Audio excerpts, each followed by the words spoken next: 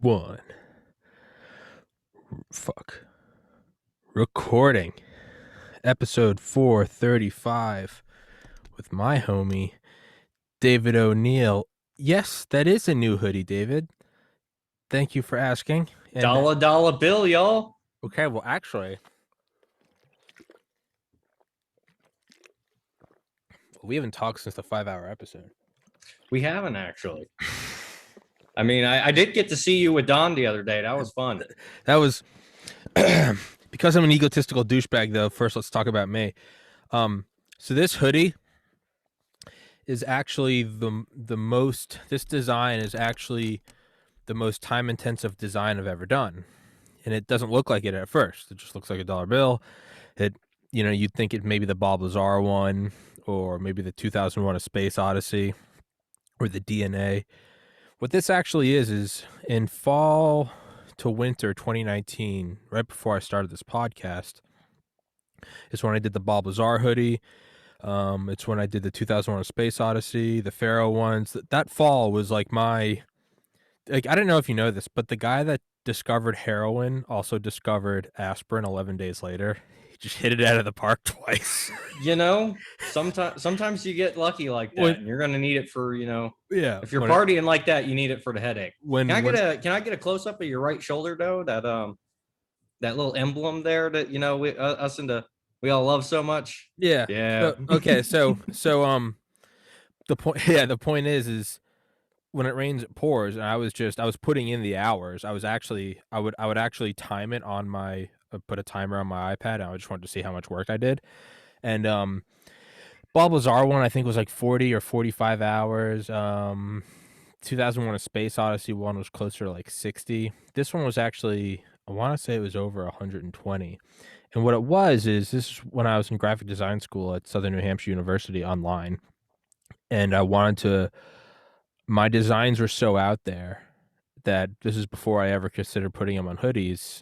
I was like, no one's ever gonna like, these aren't like fresh, cool designs going back to school. I mean, it was like Marilyn Monroe. There's one I never finished. It's Marilyn Monroe and JFK, and they're like fucking on a pile of like bloody sleeping pills. You just need to work like the Nancy Pelosi into that one somewhere. Because isn't that like a rumor that somehow like Nancy Pelosi got involved in the JFK thing? I don't think she's old. Point is, I think there's a rumor that she was a bit of a connoisseur back in the day, doing a little bit of the old school networking. The little networking. Yeah. Point is I was sending my designs to snowboarding companies because I was like, they're rad. Like they'll. Yeah. So I was sending them to Burton. I forget the other ones, but there was one company, and mind you, none of them ever got back to me. Mind you. And so I was making these. This is why all the files I make, if you'll see, a lot of them are huge panoramics, like the Bob Lazar one, or they're all, well, they're the ratio of a snowboard. That's how I was making them. And I was making them like 4K tall and like 16K. I mean, these files were 5-10 gigabytes for an image. This one was for Capita snowboards. And I figured capitalism. I thought I was being unique. So what I did is I got a super high resolution image of the dollar bill. And I went in, and aside from the signature of the treasury, I went in, and I mean, if you blow it up on like a big IMAX screen and look at it, I think counterfeiters, or I think the Secret Service would nod at my attention to detail. I went in, everything you see on here. So the serial number, the mirroring video always fucks me up. The serial number, that's their phone number. The dollar bill thing, it's called, I guess their headquarters is called the Mothership, and they always say made in Austria, which ironically enough looks like some Nazi shit. Right. One of their Fourth Reich, baby. Yeah, right. One of their sayings is the portal of infinite realities. Everything is possible. Again, they're all into psychedelics, so you can see that here. Co-founder of Capita Snowboards, co-founder. That says Capita. Ben Frank is actually wearing goggles. Their whole thing is clean energy, 100% clean energy. Um, I think there's another. Yeah, well, yeah. Then right there, Capita Snowboards. Um, oh yeah, That's freaking wild. I love that you made merch for a company that didn't even pick it up at that oh, point. I made it before I ever even emailed them. Yeah, I know, but still, that's beautiful. Yeah, you can see co-founder of Capita Snowboards right there. But so the thing is though, is if nothing on this is, and it's a weird technicality, none of it is fake. It's all cannibalized. So I got like several high res. I think I got it from like the Treasury, like their website. They have like a 4 by 6K scan of $100 bill. I went in, so all the letters you see, those are all genuine letters from like that part of a dollar bill. They're taken, they're rotated. Um, Sometimes I couldn't find a letter like an R or something, and so I'd have to make an R, but I would make it using their alphabet of actual letters. Um, Secretary and stuff, it's all cannibalized down to the pixel. So none of it's like I didn't make anything. It's all from them. The numbers, everything, to the point where if you zoom in, you can only print so high resolution.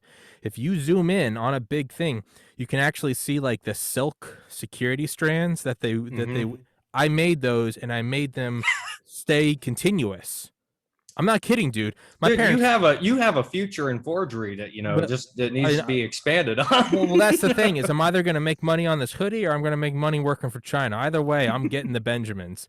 But the point is I want to say over 120 hours into this. And at first glance, people are like, oh, yeah, it's a dollar bill. And I'm like, look closer. And they're like, oh, it says Capita. I'm like, keep looking. And they start to see the watermarks and they're like, oh my God. It, Yeah, from a distance. I mean, oh, yeah, yeah, no, just hundreds, right? But the yeah. more you look at it, well, that's why I did it, is even the shadowing on like the Capita snowboard. The one thing I couldn't get was that green. I couldn't edit that. So it just says Treasury. Yeah. I couldn't get in.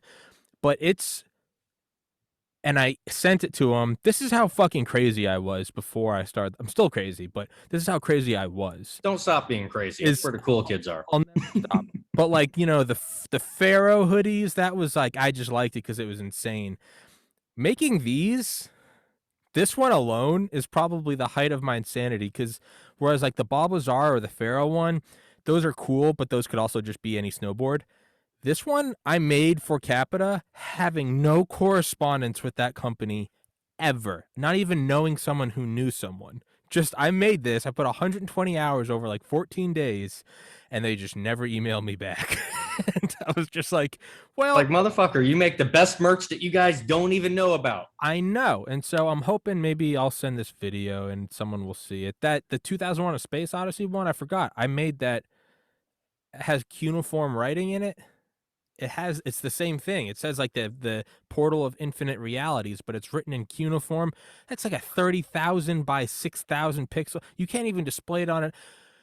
We've been jerking me off for 9 minutes, so enough about that. But I did get this in the mail yesterday, and I wanted to show you it because it is at first glance. I It's a mean, pretty damn cool hoodie. I mean, thank you. yeah, and I couldn't even see the snow goggles at the top until you lifted it up. So like from a distance, it just looks like a perfect, rendition of $100 bill.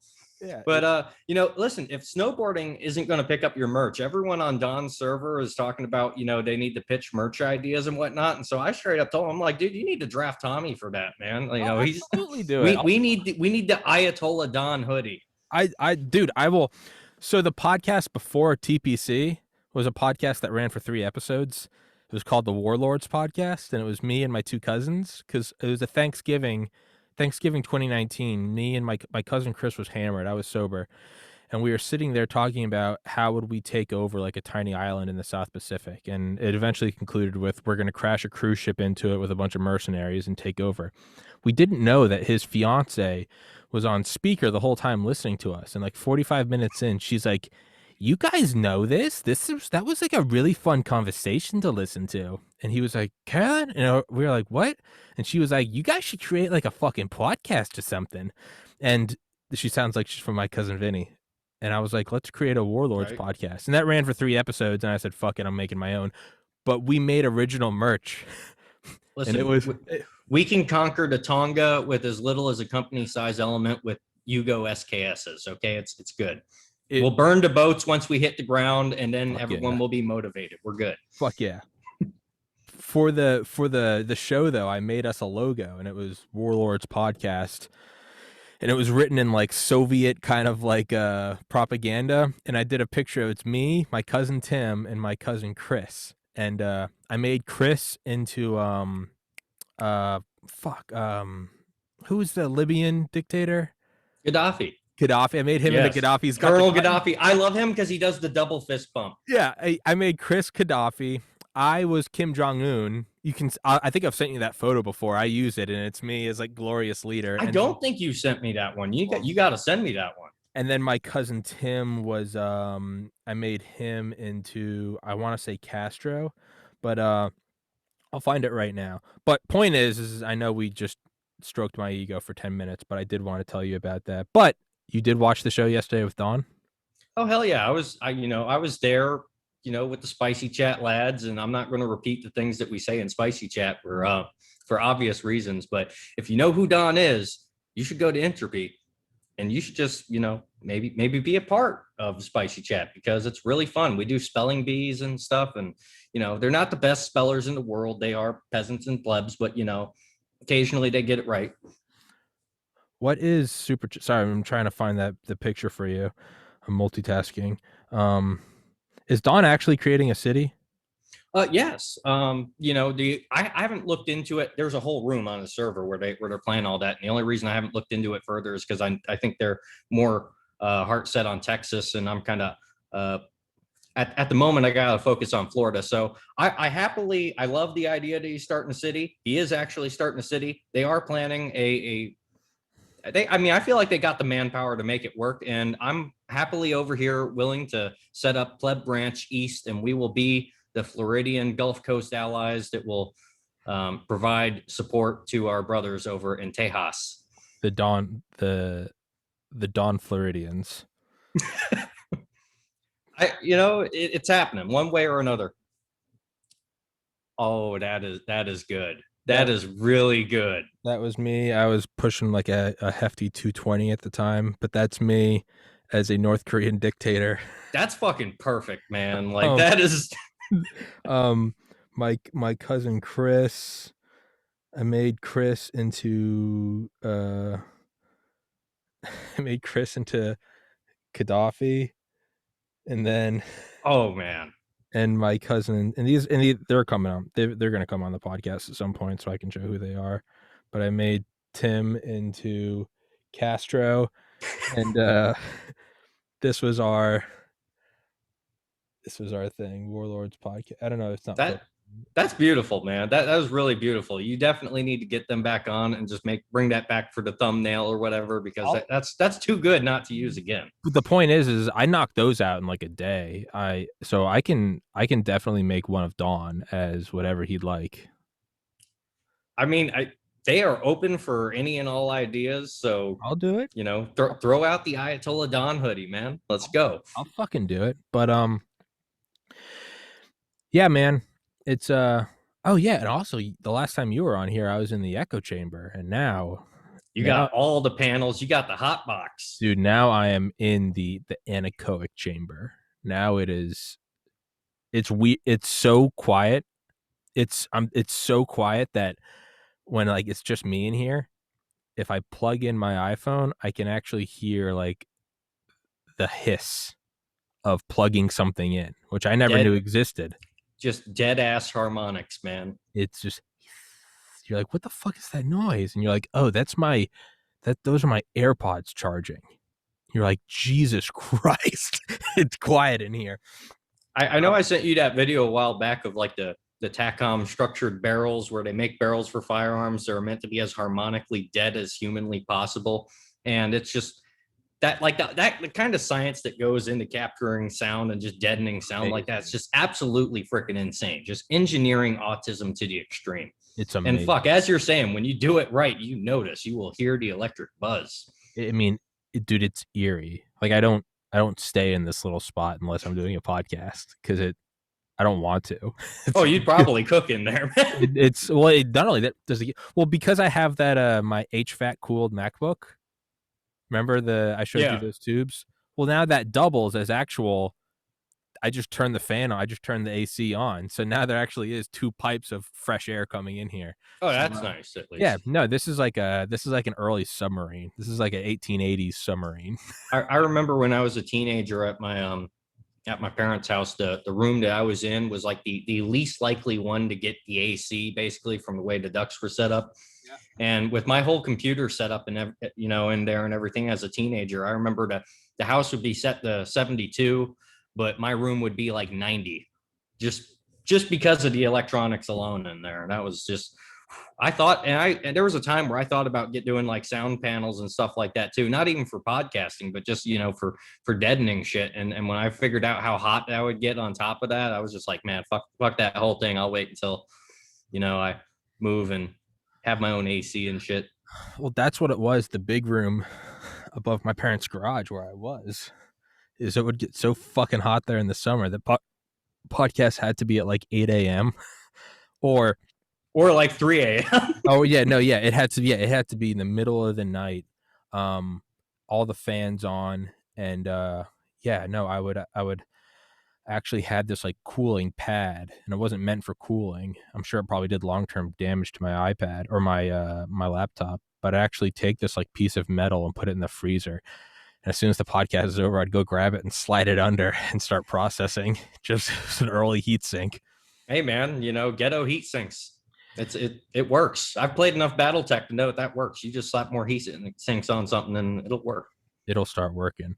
Um, Speaking of gaming, my best friend who I've known for almost 20 years now is the most talented gamer I've ever met in my life.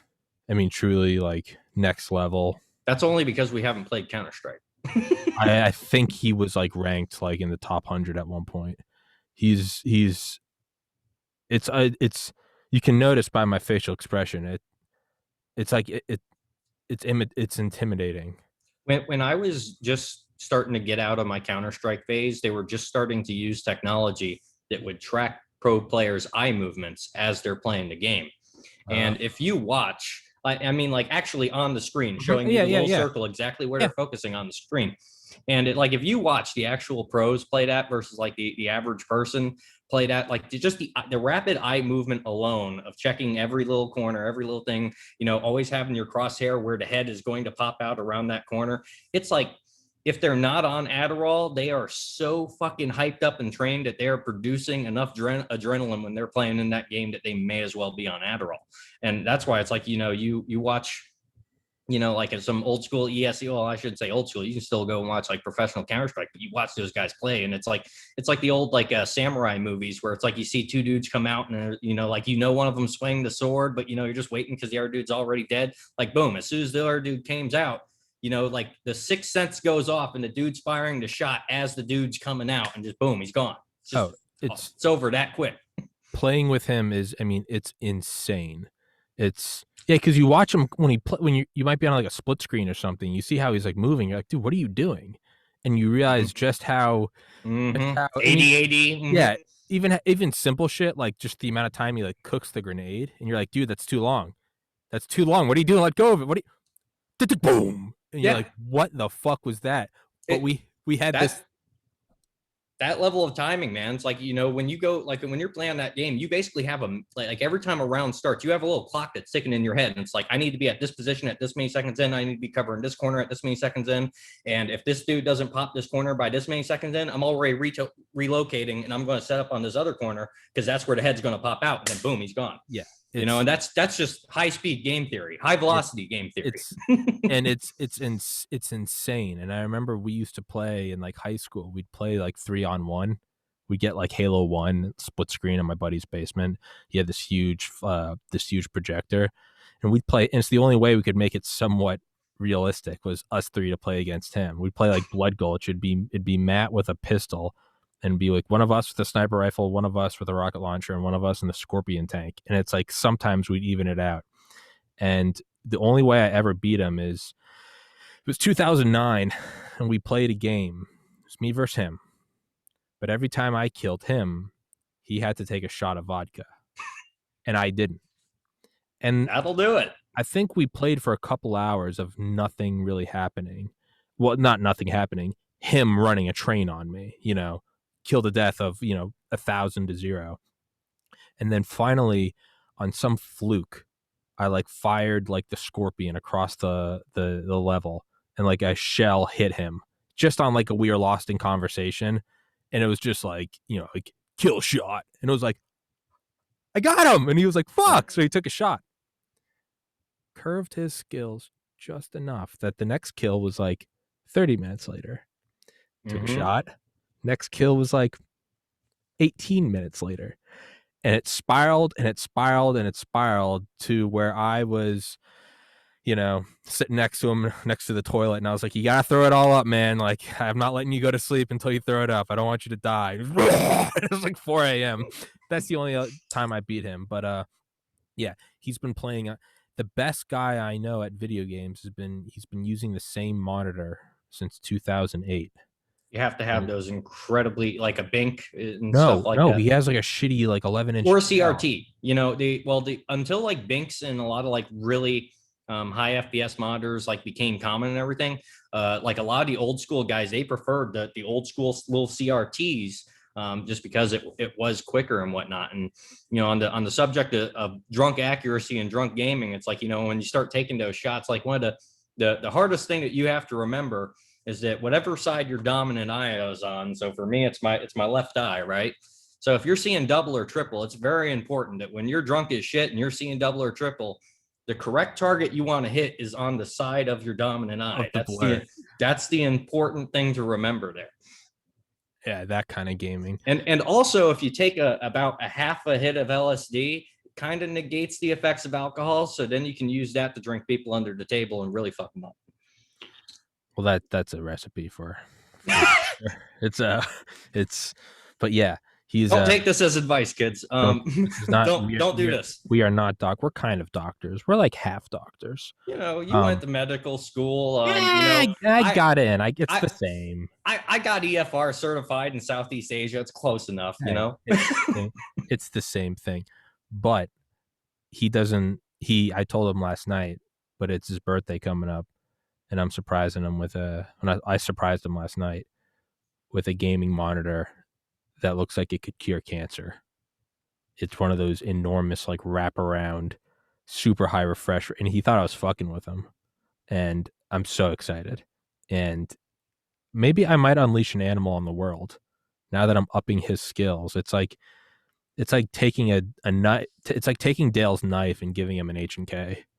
It's like I feel like I'm giving weapons to the rebels, and it it's I'm just excited. I love him. It's a fun thing to do. I remember, it's really fun to just see someone that's just like at that next level and just set them loose on some scrubs and watch what happens. I remember there was I believe he was a Swiss dude that we used to play Counter-Strike with. And of course, he would always have really high ping when he would come and play with us. But he was always like lighthearted. He didn't really care about his rank or anything, about getting D rank, playing with the scrubs and whatnot. And he'd just be going around, bunny hopping around the freaking map, coming up behind people, stabbing people in the back to shoot people in the face like midair and shit like that. And just really fun, over the top level shit. And you forget about it, but you go and you play these games, and like Halo to an extent, it's been around long enough. But like going into like Counter-Strike or something like that, not only do you have people that have been playing this game for over 10 years, but there are people that have been playing these specific maps for over 10 years. Yeah.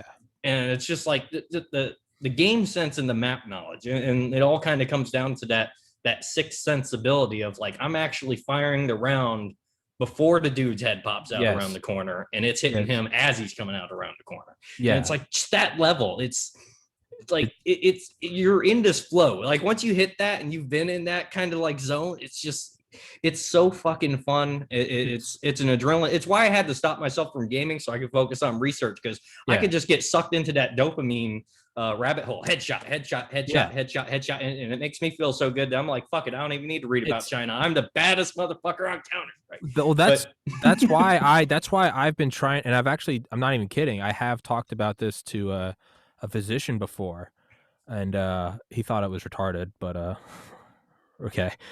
But it's what I do. It's because I love For me, gaming, I mean, I've got a nice 4K TV. I've got an Xbox One X. I'm never someone that will upgrade to because I'll get lost in the PC rabbit hole. I will get more lost in developing the computer than playing the game. As you can see with this I'll Hmm. never play the game. I'll just end up building a quantum computer. What I love is I mean, good graphic. Xbox One X. No, it's not the Series X. No, it's not an 8K. It's a One X. It's a good 40-inch screen. I like it. It's good. It's good enough for me. What I really love is I love getting intimately familiar with a game. I love not even necessarily speed running, like Call of Duty Modern Warfare 3. I love like the wave maps. It's an old game. I love Just Cause. I love seeing how quickly I can liberate everything.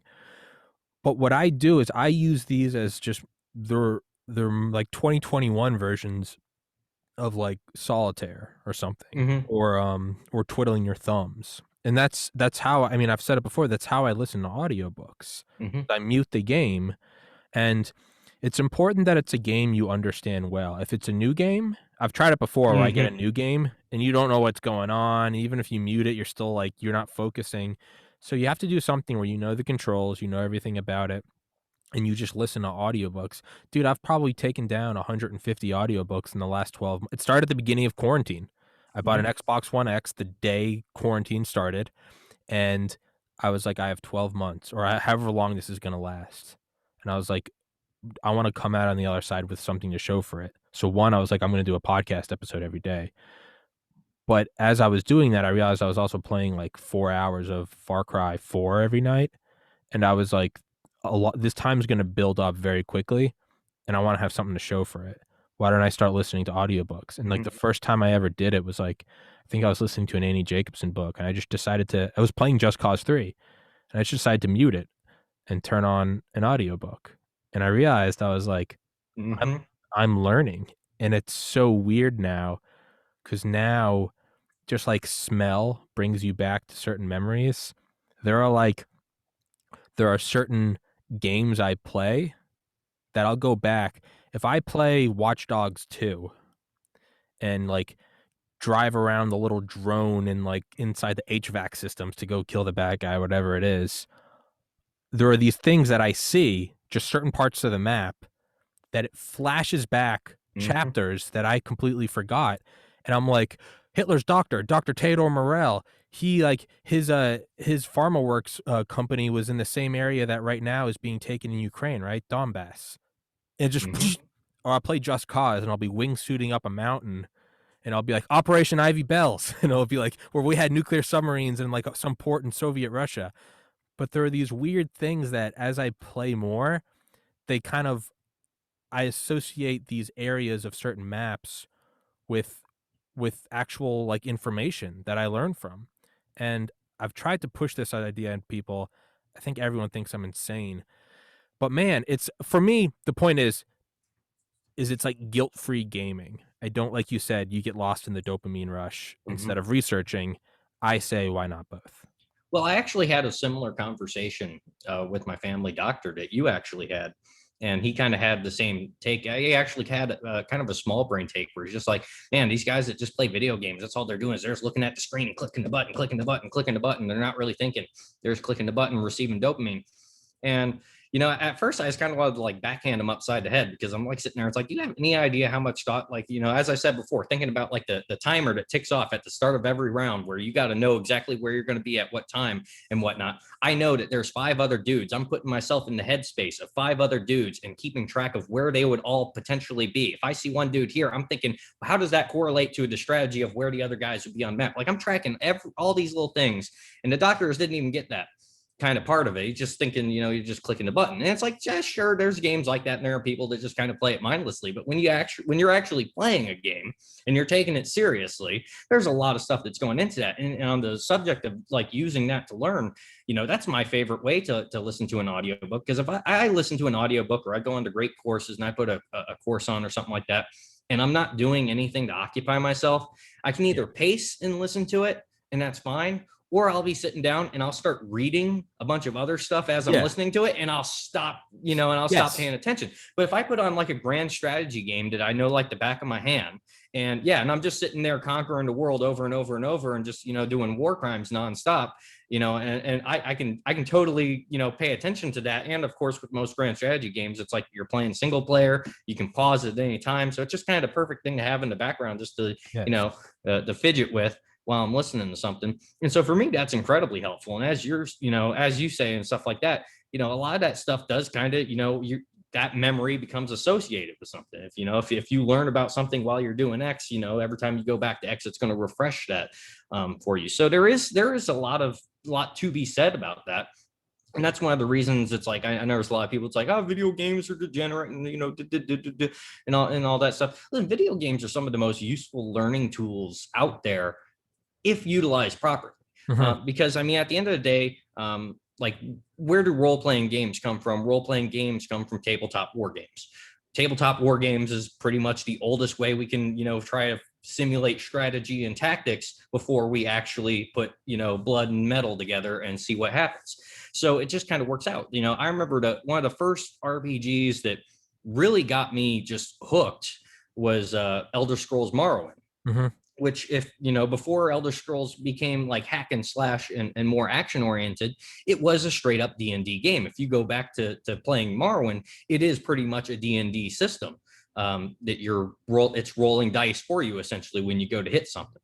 And the amount of reading that you do in that game, I mean, it's basically like reading a book. Every time you go and you talk to somebody, it's not like a BioWare game or something now where like you got through the little wheel and there's three choices. No, you have like this entire menu of crap you can read through. There's libraries full of books that are telling you about the world. And so it's like that game really prepares you, like, and of course it's like kind of an alien world. So you're dropped into this world that you know nothing about, and you're like going through all these books and you're trying to figure out who runs things, what's the power politics, who's doing what, who's the good guys, who's the bad guys. And that's a lot of the for a kid, that builds a lot of freaking critical thinking skills. And there's also the fact, like in games like that too, they didn't just give you, oh, here's your quest marker, go over there, walk over there. No, it's like you got this journal and you had some dude that wrote down directions the way a dude before GPS would write down directions. And you got to follow the fucking directions and figure it out. So it's like a lot of that kind of stuff builds critical thinking skills. And when we allow video games to become dumbed down, that's where they do become useless, because that's where we're no longer using them to educate. You could There will always be dumbed down video games. Oh And yeah. something you play on your phone, and I don't think Mm-hmm. there's anything necessarily even wrong about them. I don't think there's anything wrong with McDonald's. People are gonna abuse it. People are gonna Mm-hmm. abuse Farmville. Yes. Um, I love the idea. Well, it's also, um, with video games, there is strategy. There is important strategy, and you might argue, well, where is that applicable in life? Sure, you could say that's important, but it's almost like you're in high school and you're learning like advanced calculus, and you're like, when am I ever going to, like, realistically, when am I ever going to use this? And you're right, you're probably not. What I've found is that there are lessons in everything. One of them, a game I've played, probably start to finish, probably 30 plus times, is Just Cause 3. And you go through the whole map, you liberate regions, you got to blow up all the bad guy stuff, and you can unlock challenges, and you can basically unlock all the skills. You unlock the ability to like zoom in when you're aiming. You unlock airdrops. And one thing I've done is I've tried to find like what is the quickest way to liberate the whole map. And granted, The meta. You're looking for the meta. it takes like 30 or 40 hours to do it, but I was like, over the year, I was like, what am I actually doing? And what I found was, so what you can do is you got to complete like the first two missions, and you unlock airdrops from like the rebel army. And what you want to undo, and you can only unlock weapons that you have conquered the base where they're from. So you want to unlock rebel drops, and then you want to unlock the air base that has the bomber, has infinite bombs. You can drop a bomb every like whatever 15 seconds. You go and get that, and then you can fly around the map just dropping. You can just liberate these bases from the air. However, all the enemy air bases have multiple SAM sites each, and you can only take 2 hits before you're down. It takes like 30 minutes for the plane to be available again. You just can't. If you get it airdropped and you blow it up, it's like you see a timer and it's like 28 minutes till available. That's not going to work. There are a couple bases that if you unlock, you unlock like air race challenges where it's just the rings you fly through. You got to do a certain, and as you unlock more things, you can unlock nitrous, which is basically a longer acting afterburner. And so what I've found over the last year is if you take the time to just go do like the first two missions, help Mario, get the airdrops, go unlock the air base that has the bomber, and then go around these specific areas on the map and unlock these tiny, seemingly worthless bases. They're not big, they're not sexy. They have the air races. If you unlock the air races, you can get the nitrous. The nitrous is just enough that when flying around, you wait till the SAM site shoots at you, you wait till it's like 1 second away, and then you really turn and burn. And the nitrous only lasts for like 3 or 4 seconds, but that's all you need. And the SAM sites can never hit you. If you do that, that initial thing takes like 3 hours, starting the game, getting the airdrops, getting the air races. And it seems like, what are you doing? There's like, this is taking so slow. But once you do that, you can then, if you play your cards right, if you don't be stupid, not even play your cards right, if you just don't be stupid, don't go low enough to where they can take you out, you can unlock the entire map in what normally would take, if you're just running around, running and gunning, just RPGs, grenades, die, respawn, go do it again. What would normally take 7 to 8 days to unlock, you can do in like 3 or 4 hours. So what is the purpose of that? Is this just calculus too? Okay, cool. Yeah, I guess, what's the lesson from there? Put in the work and well, okay. I apply it to this podcast. I put in the work very early and I kept working for a year. And it wasn't sexy. It wasn't fun. You can see episodes where I come home and I still have like my liquor store shirt on and I'm exhausted. But I put in the hours to where I unlocked the airdrop with the jet with the nitrous. What is the airdrop with the jet with the nitrous? It's an apartment with my own air conditioning, my own gym membership, with studio, soundproofing, and gigabit Ethernet. And now I have unlocked everything. I've now unlocked this sort of kind of like what they say, you strap a fighter jet on, you don't get in it. This studio is now like I plug myself in. I get in. It's like I press all the buttons and the thing comes to life. But now I've basically unlocked the fighter jet with nitrous, and so now what am I going to do? I'm gonna liberate all the bases. I'm gonna go get every guest, and I'm now free to do that. I don't have to go to work. Everything's paid for. And now I can just slaughter my enemies. And Mhm. that's a really long-winded kind of psychopathic explanation, but I do think there are legitimate. Okay, what is the real politic? How do I get a Yeah. crust? I'm getting money. There's money in my bank from what I'm doing. There's physical currency. I can go buy groceries and gasoline and water with what I'm doing. How is that not a real world lesson? How is that not applicable to So, reality? so yeah, what you just laid out is what every autistic, wannabe pro gamer is going to refer to as the meta. And as soon as anyone that's ever, been pro, semi-pro, autistic, just way too good at a game for the sake of being good at a game person is going to know, if they're going to pick up another game and get into it, almost before they even start playing, they're probably going to go and they're going to do some research. And because the meta is, how do we strip away all the shit that we don't need Mm-hmm. and have the most effective way to dominate the space Mm-hmm. at all times? Yeah. Cut out the bullshit. All we care about is the real politic of how to dominate that space. Yes. And so that's what it really is it's the meta. And this is sort of why, to an extent, the satanic panic and the old moral authority that tried to do things would crack down on games like D&D. It only took us 38 minutes to get into Satanism. Right? Only 38 minutes. But I mean, technically, I'm not even talking about Satanism. I'm talking about the response to D&D that we all call the satanic panic. But one of the arguments, if you go back and you watch all these sappy videos of the boomers back then, the Dungeons and Dragons, and they're gonna get into demon worship and everything. Well, one of the arguments that they use is that when you have a party that you're running campaigns with in D&D, well, it's a war game, right? So at the end of the day, you are learning the most effective way to tackle a task and accomplish that mission, not the most moral way to do it. Mm-hmm. And that's where we get the term murder hobo coming from, because what is the average D&D party? It's a bunch of mercenaries doing murder hobo shit. And so that was the kind of argument that they used there, is that, people are wargaming and they are learning the most effective way to get what they want, not the culturally moral right way to do it. And that's what the establishment fears. That's what, people that are in control fear, is the idea that if you and I and everyone else under the sun learns the meta. For example, in this case, we all learned that, hey, the way to get ahead in society is blackmail everyone, surveil everyone, and just be the most ruthless son of a bitch on the planet. Well, then suddenly they don't have a monopoly on that anymore, and it's a little bit more of an even playing field.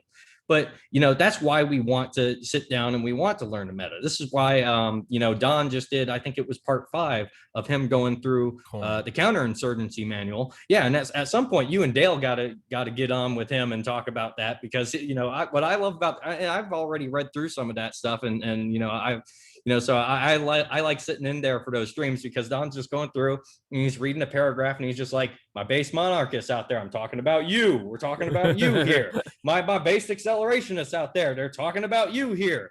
My people that just want to buy the farm and the mules and whatever, they're talking about you here, and he's just going through that and just pointing it out. And it's like, when you look at what the coin manual is, it is essentially the meta for Marxism by other means, to an extent. It's how do we get the state to control every fucking thing. The meta is, I never knew there was a term for it, but you're right. That's what it is the meta. Just Cause 4, your wingsuit, it's been outfitted with, if you unlock it, it's been outfitted with rockets. It's the same thing as unlocking the jet. Do all the challenges for 6 hours, unlock a triple burst of quad rockets. You can now take over the game without ever touching the ground. Far Cry 5, I've found, actually my gamer buddy Matt and his roommate came down, and probably about a year ago now, last May, they came down and they had some work in the area, so they came down and stayed at my house. But playing Far Cry 5, they're like, what are you doing? It's this whole fantastic map with this wonderful plot line, great voices, great soundtrack. It's a fantastic game. Highly recommend it. But again, I was like, after playing through it several times, I was like, how do I strip this away? How do I wash away all the dirt? Where are the hidden? What's the meta? Give me the meta. Yeah. Where are the gems? And what I found is this the same thing.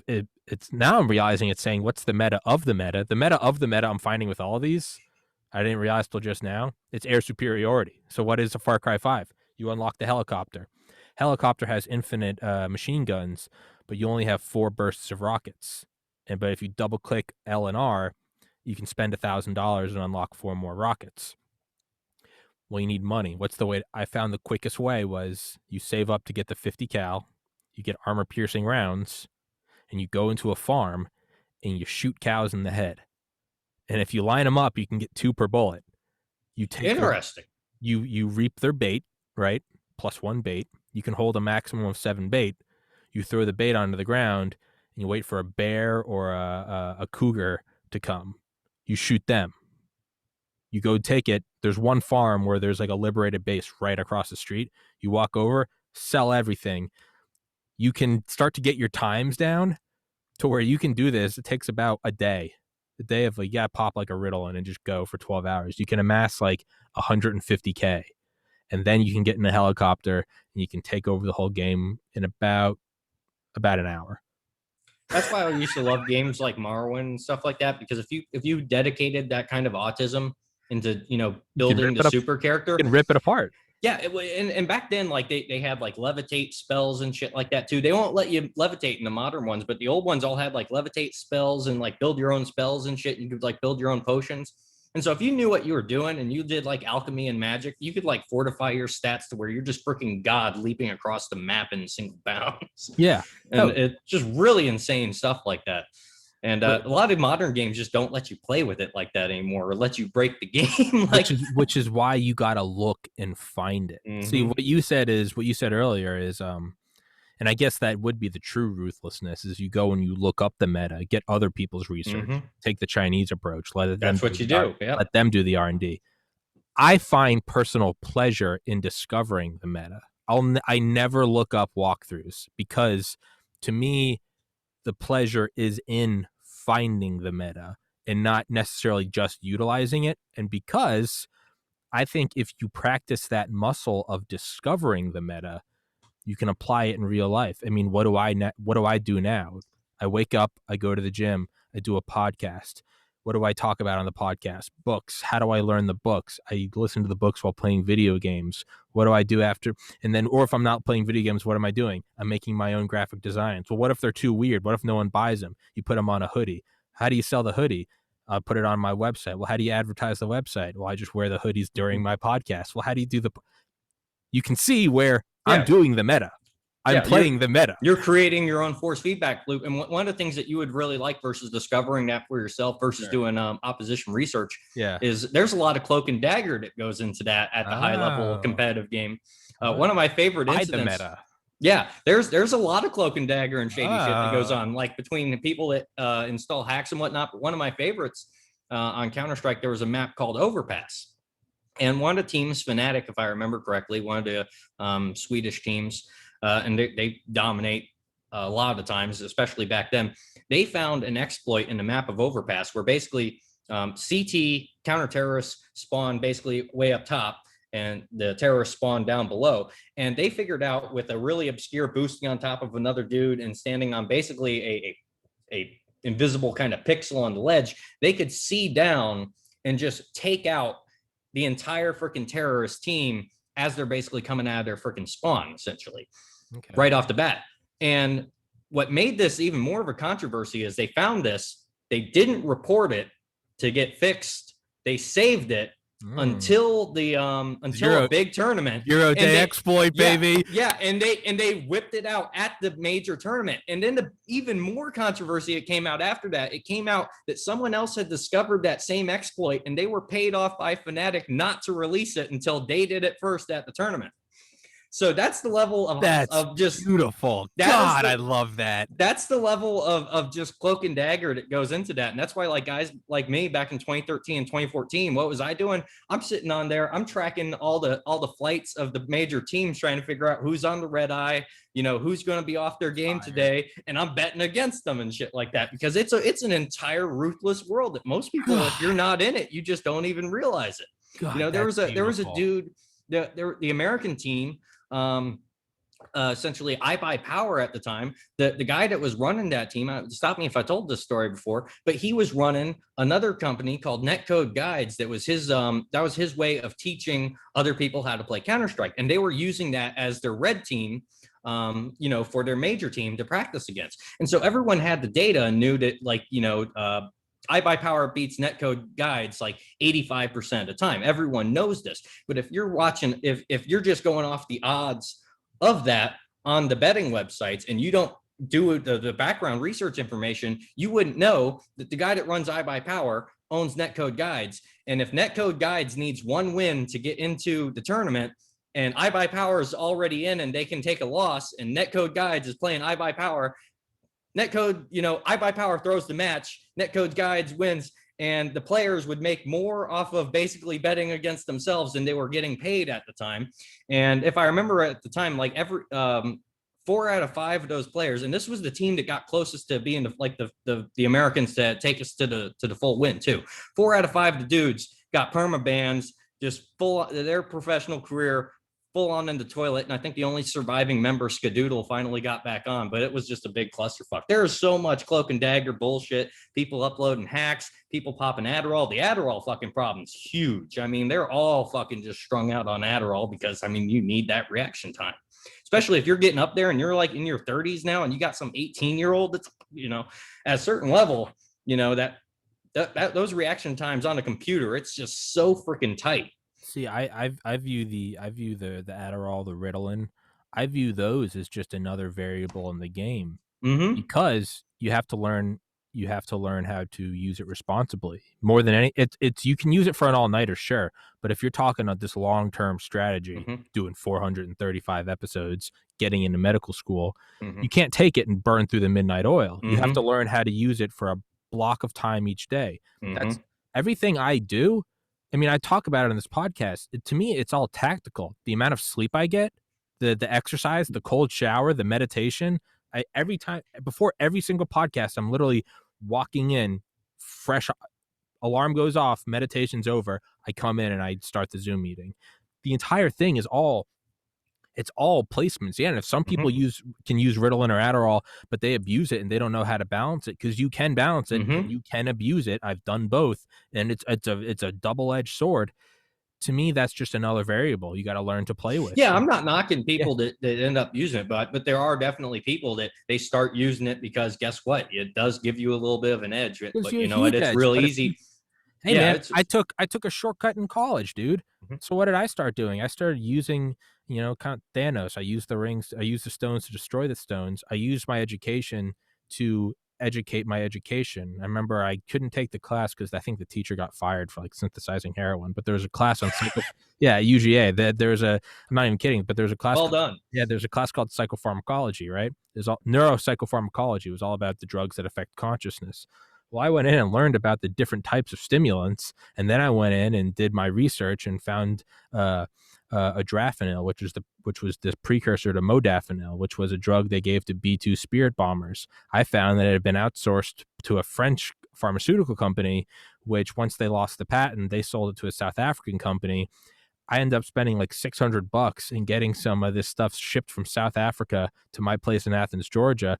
And there's a big thing on it. It's like, we're not responsible if you're basically taken out by customs. And I was like, Jesus Christ. But I got this stuff that cost like $50 a pill, even with a prescription. I got it for like a dime a pill. And this was something that you couldn't use it as often as Adderall. You could only use this maybe once or twice a month. But when I did use it, I used it for that final push during like when all the exams would fall on the same day. To me, it was a weapon, and I looked at it as like, I'm trying to get into medical school. I'm trying to get Hang into on, I medical. got to do some Rommel Ghost Division shit on these finals real quick. No, but really, there's every year I think 85,000 students take the MCAT, and I think under like 800 start medical school. I could be wrong on that. It was whatever it is. It was less than 1%. And it wasn't even just 1% of everyone. It was the kids at least smart enough to think they could get into medical school. Mhm. To me, I was like, this is zero sum cutthroat. And so when I would, and so to me, I use it as like, this is a weapon to get in. I think perhaps my proudest meta, again, that I didn't even know was meta until I'm looking back on it now. And I think you'd approve of this. OChem is the weed out class, right?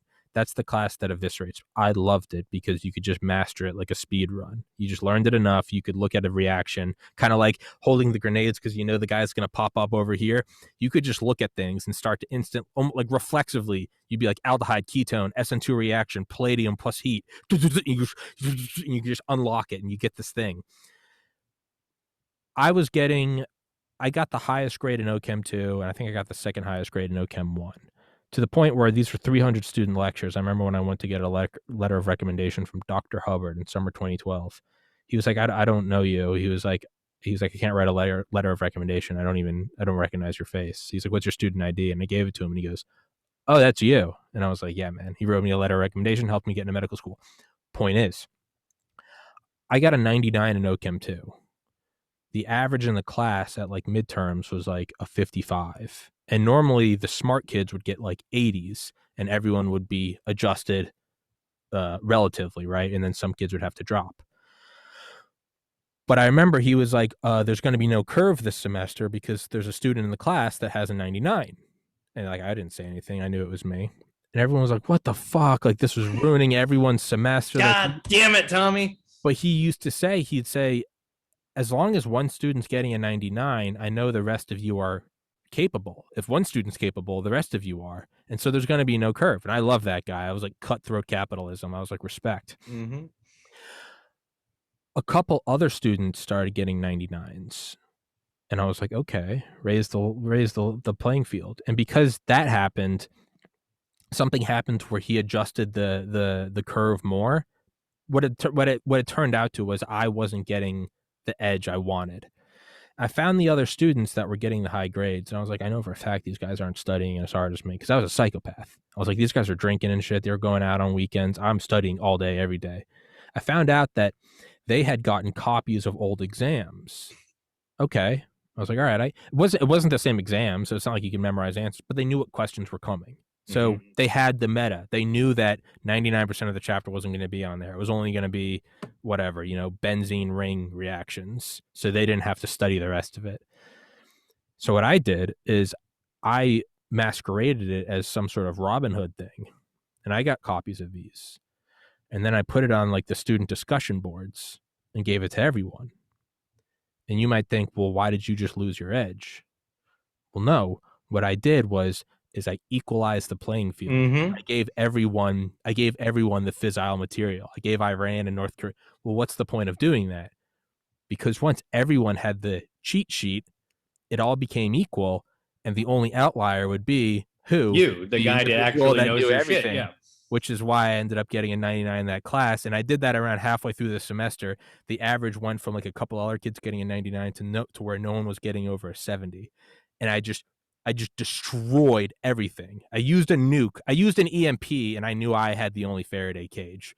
And and you may look at that and go, man, it's not enough that you succeed. It's that others must fail.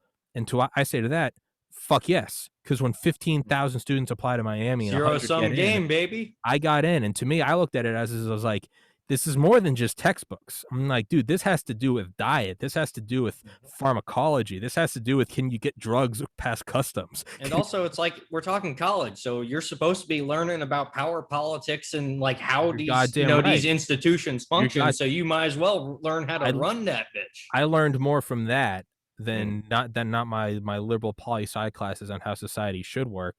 I learned getting into a fraternity in Valdosta, seeing the insides of power structures, and I learned through OChem. It was the weed out class, and that I think I weeded myself out into where I was like, so what was the ultimate con? What was the meta? When I got into medical school, I looked at it and I went, there's a way to make more money doing less work. The meta is where we are today. Effective intelligence right there. That's what it is. That is exactly what that is. I love it. Just tickles my mind. It's just such a, as James Angleton said, apparently when he would get away with something, he'd say he was an excited piece of protoplasm, which is the most psychopathic way to say you're excited. But hey, but it is, I mean, I remember, my mother used to tell me that if I would put just about half the amount of effort that I would put into getting out of school into actually doing school, I'd be a straight A student. But you know what? I stopped going to school in 6th grade and I never looked back. And I'm quite happy with that because I found the meta.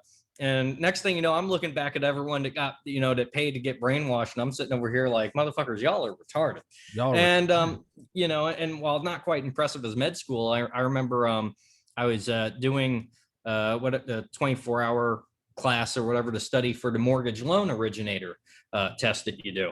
And what's really interesting about the way that they prep you for that test is they give you a textbook, and even the instructors, everyone there knows that everything you're going to be learning about is laws and regulations that were written by lawyers panicking after the 2008 crisis. And it's pretty much all bullshit. Mm-hmm. It's absolute all bullshit. And they just straight up tell you, just don't even give a fuck about most of it. Just highlight anything that's in bold and remember that, because that's what's going to be on the test. And that's all it was, is everyone there knew that what you're learning is bullshit. And they're just literally telling you, here, highlight this, highlight this, highlight this. This is the cheat sheet. This is literally all you need. And it's like, that's the meta. And I'm just sitting in there and I'm like, so these are the guys like running the mortgage game and and all that. I'm like, you know what? I think I'd rather just start like, blackmailing people and toppling countries, because you know what? I don't really need a piece of paper that certifies me to do that. I just have to be ruthless enough to do it. And there's something beautiful about the fucking meta, dude. I remember this is how much of the world, to me, in my mind at least, is an illusion. A huge portion of the reason I got into medical school was because I published research and I co-authored research, which is like the next best thing to publish research. But publishing research, everyone had to shadow doctors, they had to volunteer and everything, letters of recommendation, good GPA, killer MCAT. To get research was like another level, like professional research, peer reviewed. And that's where you're really becoming a pupil and you're getting the whole mentor experience and shit. Yeah. I remember pledging up Pi Kappa Phi, and it was fall 2009. And it was the night before. No, I had 4 biology tests that semester, and I did well on my first 3. And the 4th one was during like Hell Week. And I was like, I'm going to fail this fucking class. and because you're sleep deprived, you're getting beaten by the brothers and shit. They're hitting you with paddles and whatever. And I remember it was like one night I was like, I have to go study. And I went, and I remember I got like an Adderall and like some caffeine. And I wasn't new to this stuff. I'd been on Ritalin forever. But I remember I just sat up all night and I just let fear drive me to where I studied like all 3 chapters that the test was on. And I just memorized it all. It was just flying. And I went in and I took the test, 100 questions. I was just going through it all. And I was like, just mind exploding, going through acing. And then I got to the last section and I realized it wasn't 3 chapters, it was 4 chapters. And it was 25 questions on each chapter. And I had aced 75 of the questions and I did not know the last 25. And I just remember sinking in my chair and I was like, it's all for naught. And so I just guessed. Educated guesses, but I just guessed. Scientific wild ass guesses, swagging it. Good term. I got my grade back and there was no curve because I got like a 98 and I had just guessed. And I don't know how to this day, Scientific wild ass guess. To this day, to this fucking day, I still don't know how I got that grade. The grade was such an outlier that the professor came to me and said, would you like to co-author research with me? And I just said, sure. I didn't know what it was on. I didn't understand the research the 3 semesters that I did it. I was a slave. I'd go in there and I'd have my own key to the lab. I'd have to go in and I'd be pipetting shit hungover, not knowing what a Cryptolebius marmoratus, Fundulus heteroclitus, changing the salt levels and the aeration and writing down the dissolved oxygen So what levels. you're telling me is that you're actually the one that designed COVID and you just weren't aware of it at the time. I did COVID. It was in Wuhan, oddly enough. I did this research, which I won the opportunity to do because it wasn't high-minded shit. Anyone could do it. You don't have a biology degree. You could have done what I did. I truly was just doing like, this is what I got to do. This is what I got. And I'd write it down. I'd be like listening to music, whatever. By publishing that research, which I got on a whim, was one of the large reasons I got into medical school. One of the large reasons I got into an institution of medicine was because I Christmas treed the last section of a test my first semester of college. Yeah, which pretty much shot you to like grad student level of circles. Which to me never see, so there are things where I find the meta in and I go, that's the key. That lesson to me, so what's the lesson from that? Is sometimes it's just a roll of the dice. And you can find all the meta you want, but sometimes you just fucking In the tabletop wargaming, world, we have a little term called RNGesus, which is random number Jesus, because sometimes you're throwing bones and get 4 aces and it just God wills it. Let's go. But there is a lesson in that, and it's that what is luck? There's a great quote from an MMA guy, I forget what, but maybe it's not. Whatever. Luck is when preparation meets opportunity, right? You could say luck is that you guessed the code to the safe, the vault code. But you also have to be there turning the thing and trying. You have to seize the initiative and be willing to, yeah. So you could say, although I guessed on those last 25 questions, none of that would have mattered if I hadn't studied the first 75. None of it would have mattered if I got a 25 instead of a 0. What mattered is I went from a 75 to a 100. So I guess there is a lesson in there in that it's not necessarily a crapshoot. It's just you kind of got to stick around long enough until opportunity presents itself. Yeah, you can do everything that you can do to stack the deck in your favor, but sometimes there's that 10, 20, 25% that RNGesus, baby. I mean, think about this podcast. I did an episode last fall, and every once in a while I'd take an episode and I'd try to just, before I'd get permabanned from Reddit, I would just use one of my accounts that was still surviving and I'd plug it into some whatever. If the book is about skydiving, I'd go to R skydiving, right? Before I got IP banned, and then I'd make another account and I'd literally like a crackhead trying to get friends to get me like methadone. I'd text friends, hey man, can you post this in this subreddit with this title? Well, skydivers are like crackheads. That's a very expensive sport. Yeah, well, not even that. It was my IP ban from Reddit. I'd be like, hey man, can you go to this subreddit? Can you go to R SpaceX? And they'd be like, Tommy, what's wrong with you? I'd be like, I'll suck your dick. Just can you post the link? And I'd track it and I'd see the views go up. But one of the things is I went and I posted it on one of the subreddits that was about like I think it was maybe I don't remember what it was, but it was an episode I did with Dale. And it wasn't just normal like it was with him. It might have been one with I think Culper, maybe it was prepping. And I found all these subreddits and I posted it in that I had never been active in before, that I had never been active since. From that, I gained a fan who started watching the podcast, commenting and everything. That fan turned out to be the guy that backs my podcast financially. So sometimes it's luck, but at the same time, if you're not having on guests and trying your hardest to put it out in subreddits and Imgur blogs and Twitter hashtags, yeah, it's a role that it's RNGesus, but you have to be at the table playing the game for RNGesus to work, right? Yeah, and to that extent, it's also the fact that what you're focusing on. Clearly, it's like to an extent. I mean, you have so many wide topics that you cover. There's something for everybody. But in general, the kind of person that's going to find your long form content and want to get into it, you're going to have some highly developed fucking thinkers just because of the sheer amount of shit that you're covering and wanting to get through. I mean, if you're able, to watch every goddamn episode, which I haven't even had the time to do yet. They're all great, but like, if to have that span, that span to go there, you're going to have some really interested people. And that's one of those things where it's like power attracts power. That's just one of the fundamental laws. And if you have, say, one of the reasons, like I love Don's server full of autists and spicy spelling bee contestants. One of the reasons I love them, it's like you go in there and it's like they're mostly incredibly intelligent people that you can have, really high level conversations with.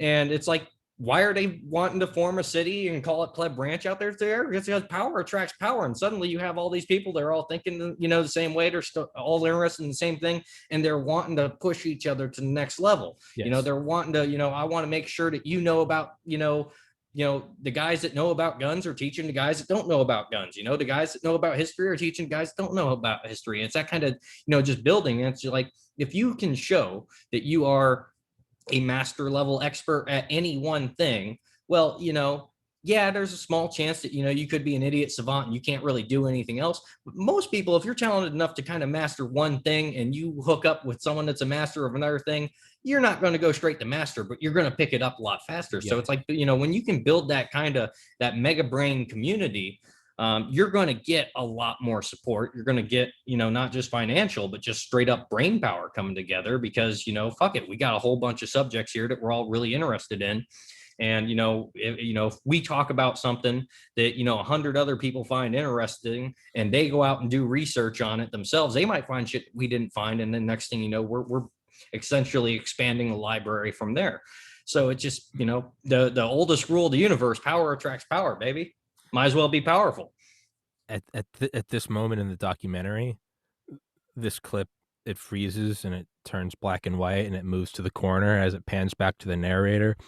You can see the beginnings of what would then become the Branch Plebeians back after these messages. It just has black and white photos of ATF tanks going. Yeah, just tonight on Dateline. Yeah, just Waco shit happening in the background. Yeah, it's you and I frozen. It freezes and it moves to the corner. And it's like back on 60 Minutes. How did the Branch Plebeians? Right? You'd have our FBI profiles panning across the screen, and it was it shows like a retired. That documentary will be in like 2050. You'll see a retired director and be like, a lot of things came across my table in my days, but this was something that I just couldn't quite figure out. Just panning to all these different directors and these retired guys. It's like, Jim, 87. I didn't want to kill them, but they posed a threat. It's just.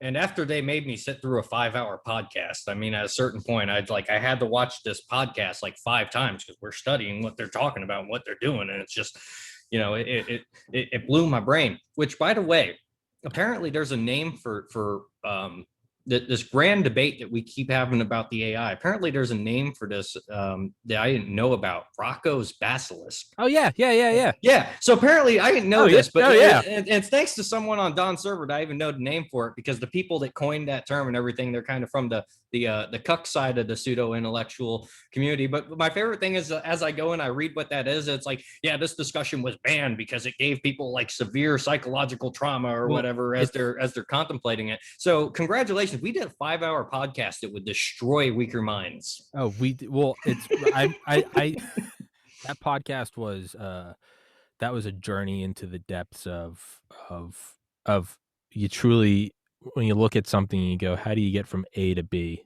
or A to Z?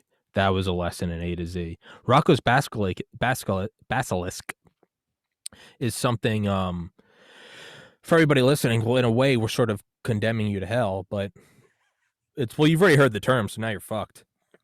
It's, and correct me if I'm incorrect, last time I read about it, is it's that an AI, when it does arise, will look back on everything that's stored on the internet, all closed circuit TV, the grand record of all information, the Big Brother database that it will go through. It will go back and it will, if I recall, it will punish all of those who, if you're completely oblivious, you're fine. If you knew about the potential of AI and you talked positively about it and tried to get it to come, to bring it into fruition, bring it into reality, to manifest it, it would look fondly upon you. And if you were an outspoken critic of AI's evil, it needs to be prevented, and or if you heard about AI but didn't do anything positive for it, it it will either kill you or punish you. Is that correct? Yeah, so basically it's looking at, so if we're thinking about from the three laws perspective, it's thinking, how can I save the maximum amount of human lives? Well, if it was here sooner, it could save more lives. And so the idea is, before it even comes into existence, it's already, as it comes into existence, it's going to have the paradigm of incentives, carrot, and stick, right? So if you're someone that is helping that thing, the silicon Jesus show up to save the world and everything, you are one of the chosen, you are the anointed, you're in the club. But if you are working against that, it has to provide, carrot and stick, it has to punish that person. So essentially what that, the reason why the atheist community blew up and had to ban that discussion is because, guess what, they just reverse engineered, religion, and hey, God's watching you. Yeah. That's pretty Yeah. much all it is. Yeah. Now they never really discuss in it though, is there any room for like converts? Once you learn about Rocco's basilisk, can you then turn into like a pro AI guy, or is Well, the AI ruthless? I imagine that, if we're dealing with like the three laws, and not that we should go into a 5 hour tangent on this, but I imagine if you did figure that out and then you join the cause, I'm assuming it Maybe. balances out somewhere, because it's supposed to give you the carrot if you help out, and it's only supposed to incentivize you if you were constantly, or not incentivize, but punish you if you were constantly against it. But that's essentially the whole. It just comes back to religion, saying, "Hey, God's watching you and He's going to judge you." That's really just the atheist discovering that argument. It's the meta. It's the meta. It's the meta talking in Latin and getting the wine and the body of Christ, or it's Silicon Jesus. It's all the meta. Mm-hmm. It's there's this another topic I wanted to touch on is in the book The Alchemist by Paulo Coelho. I can never pronounce his last name. Coehlo. I've talked about it before on this podcast, but one of the lessons in it, it's this kid that goes out on this journey. Yeah, Holy Grail, basically. Yeah. And he goes out, but one of the things he does is like, is he meets like the guru, and the guru basically tells him, the kid asks, he's like, where's like the secret book with like the kind of the secrets of the universe? And the guy tells him, he's like, the secrets of the universe are so few that you could write them on like a grain of rice. And he's like, well, what do you mean? And he's like, he kind of explains what I now know as the meta. He says, the guru basically tells him, he's like, pay attention to all things in life and you can distill the same secrets of the universe, right? I mean, what do we know? What goes around comes around, right? Well, what was that? Get a good night's sleep, you're going to be refreshed the next day. Work hard today, you can rest tomorrow. Diet today, you can have a cheat day tomorrow. It's all the same. It's just dressed up in different ways. But so what the kid starts doing as his journey goes on is he stops reading the holy books at night, and he starts to feel bad because he's like, I feel I should be reading them because there are lessons to be learned. But the kid starts to go, I'm going to not read the holy books. I'm not going to look at the IGN walkthroughs, but instead he goes out and finds the meta on his own. So he finds in Mhm. simple things like fetching water from a well or shearing his sheep, he finds the lessons that are Mhm. the holy, do unto others as you'd like to have done to yourself. What goes around comes around. Nothing can be created nor destroyed. It all just transmutates. It's and that's I think that's applicable with whether I learn about leveling the playing field through OChem test leaks like a mini WikiLeaks, or whether it's about Just Cause or Far Cry shooting cows in the head with a rifle and going, no, trust me, this is the best way, do, do, do, which is reminiscent of all communist dystopias. No, this is going to work. We just have to kill a couple more.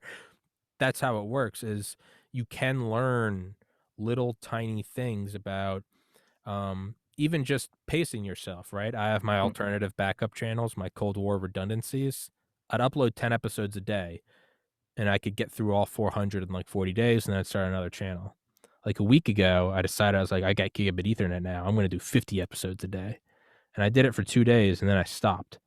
And I stopped because now every time I sit down, I go, I got to do it 50 times. I'm not going to fucking do it. When I limit it to just 10, I would do 10 every day consistently. The point is there are all these little kind of lessons you learn. And one of them I have learned, and you kind of talk about with like the pleb servers, is is an acceleration. Protoplanetary disks. First it's one rock and another, and then they get together and the gravitational constant times r squared or whatever it is pulls in more and turns into an accretion disk. And there's more, and the planet turns bigger and bigger and bigger. If it gets big enough, it turns into a star. If this happens across billions of stars, you get right, you can get a supermassive black hole.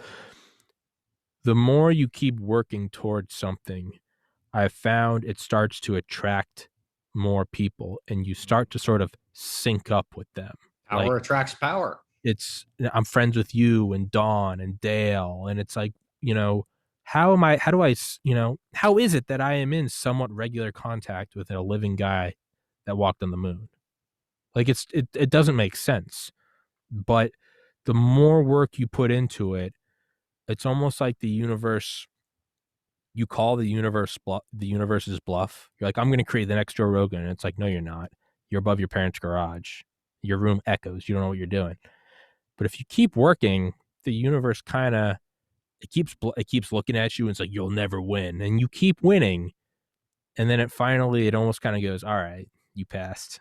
Exactly. It gives you a bone. It goes, all right, all right. Well, the two kind of ways to go about that, going back to like the alchemist and the idea of the grail, like one of our favorite scenes from Starship Troopers we all remember is Michael Ironsides walks up to Rico and asks him to recite the line from the book, and violence is the supreme authority that all other authority derives from, and he goes, the exact words from the text, but do you know what it means?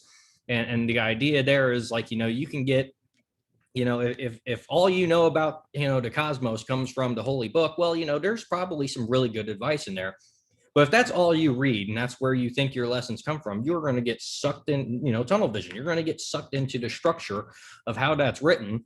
And at the same time, you throw that book down and you go survive in the woods for a week or whatever. God and nature or silicon AI, basilisk Jesus, whatever you want to call it, is going to teach you there anyway. You're going to somehow you're going to be trying to get water from an underground stream or something like that, and you're going to learn about the cosmos and you're going to learn some Yes. lessons there the exact same way. And to try to move that into how we view things now, and not to go all Joe Rogan, everything is frequency, but to an extent, everything's frequency. If you start putting yourself in the headspace of all the big brains out there that are thinking about things, well, you shouldn't really be surprised when you find yourself orbiting in those same circles. It'll be, it's really weird shit where it'll be like, I'll be researching or looking up something one day, or and looking into this, and like 5 or 10 minutes later, I'll be listening to Alex Jones, and Alex Jones would just start talking about it. I'll be like, what the fuck was Yeah. that? Right? Yeah. Like, what? It syncs up. And then, It does. yeah, It syncs yeah. up. It's like power attracts power. It's like, what kind of power do you want to attract though? And if you put into work and you actually, whether it's through book learning or the best mixture, which is doing some book learning and then studies and applications. Studying is great, but if you're not applying what you're studying and getting that turning experience into wisdom, the book work's only worth so much. That's one of the reasons like I love diving, and getting into diving so much is because yeah, there's book work, but at the end of all the book work, you get to strap on all your gear and go do something, Yeah. which is exciting. And so it's about that kind of balance and learning how to strike that balance there. And it's like, well, like whose orbit do you want to end up into? Like, where do you want to be in your life? And if the answer is like, you want to be part of the 1776 resistance, resistance to tyranny is obedience to God. Well, guess what? If you start putting in all the hours and work and learning, how these structures work and how to be part of that resistance, you shouldn't really be surprised when you find yourself getting orbiting higher and higher and up in those levels, and suddenly you're looking around and it's like you're surrounded by a bunch of really big brained, incredibly motivated people. And to an extent you kind of need that because like you said, going back to medical school and basically bombing everyone else out like that, if you have a bunch of people that are running 99s and everything, and you have like the 70s and the 60s and the 50s around, stuff like that, well, they either have to go or they either got to step aside or they got to step up, because otherwise it's just going to demoralize all the people that are actually putting in that work. And when you start, power attracts power, and you get those highly motivated people that are going to become less and less tolerant of those that aren't putting in the work. Well, next thing you know, you have entirely tight-knit circles of highly developed individuals with highly developed skills who, when they come together and decide that they want to do something, it fucking happens. It's done. It's over. Mm-hmm. You're right. I look back at the vast number of people that apply to medical school and how difficult it is to get in. But I look at like the two guys I studied with most, a Korean guy and an African guy. And they could have done anything they fucking wanted, probably. But they're both physicians now. Mm-hmm. They're both one got his PharmD and his MD, and the other went to Harvard and became a surgeon. Fuckers could have been astronauts if they wanted to, but they wanted to be doctors. But it was just, you just sync up with that. Mm-hmm.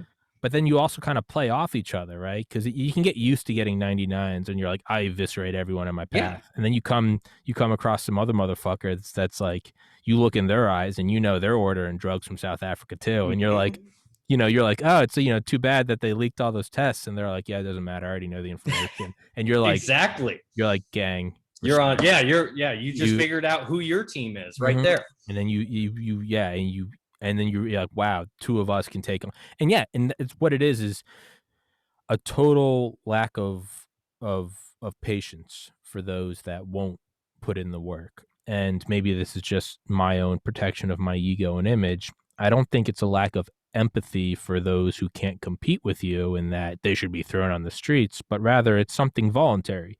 No one made you be a pre-med major. No one said it was going to be easy. Yeah, you made the decision to show up. You have to make the decision to put in the work. I don't feel bad about crushing the curve. You're not entitled to a medical school acceptance. You're not entitled to an A in OChem. It'd be one thing if me getting a 99 and them getting a 50 meant they were kicked out of college and they had to live on the streets. That'd be a little different. I'd be like, okay, well now what am I doing? I want to it'd be kind of Rocco's basketball. It'd be like, I want to be a doctor to do what? To help society? Well, what am I doing in society? I'm pushing people out on the streets. Does it balance out? That would be different. Mm-hmm. This was careful. You're giving them ideas now. yeah. Right. Right. This is like, it was like, you don't have to be pre-med. You can go into any other grad school. You don't even have to do STEM.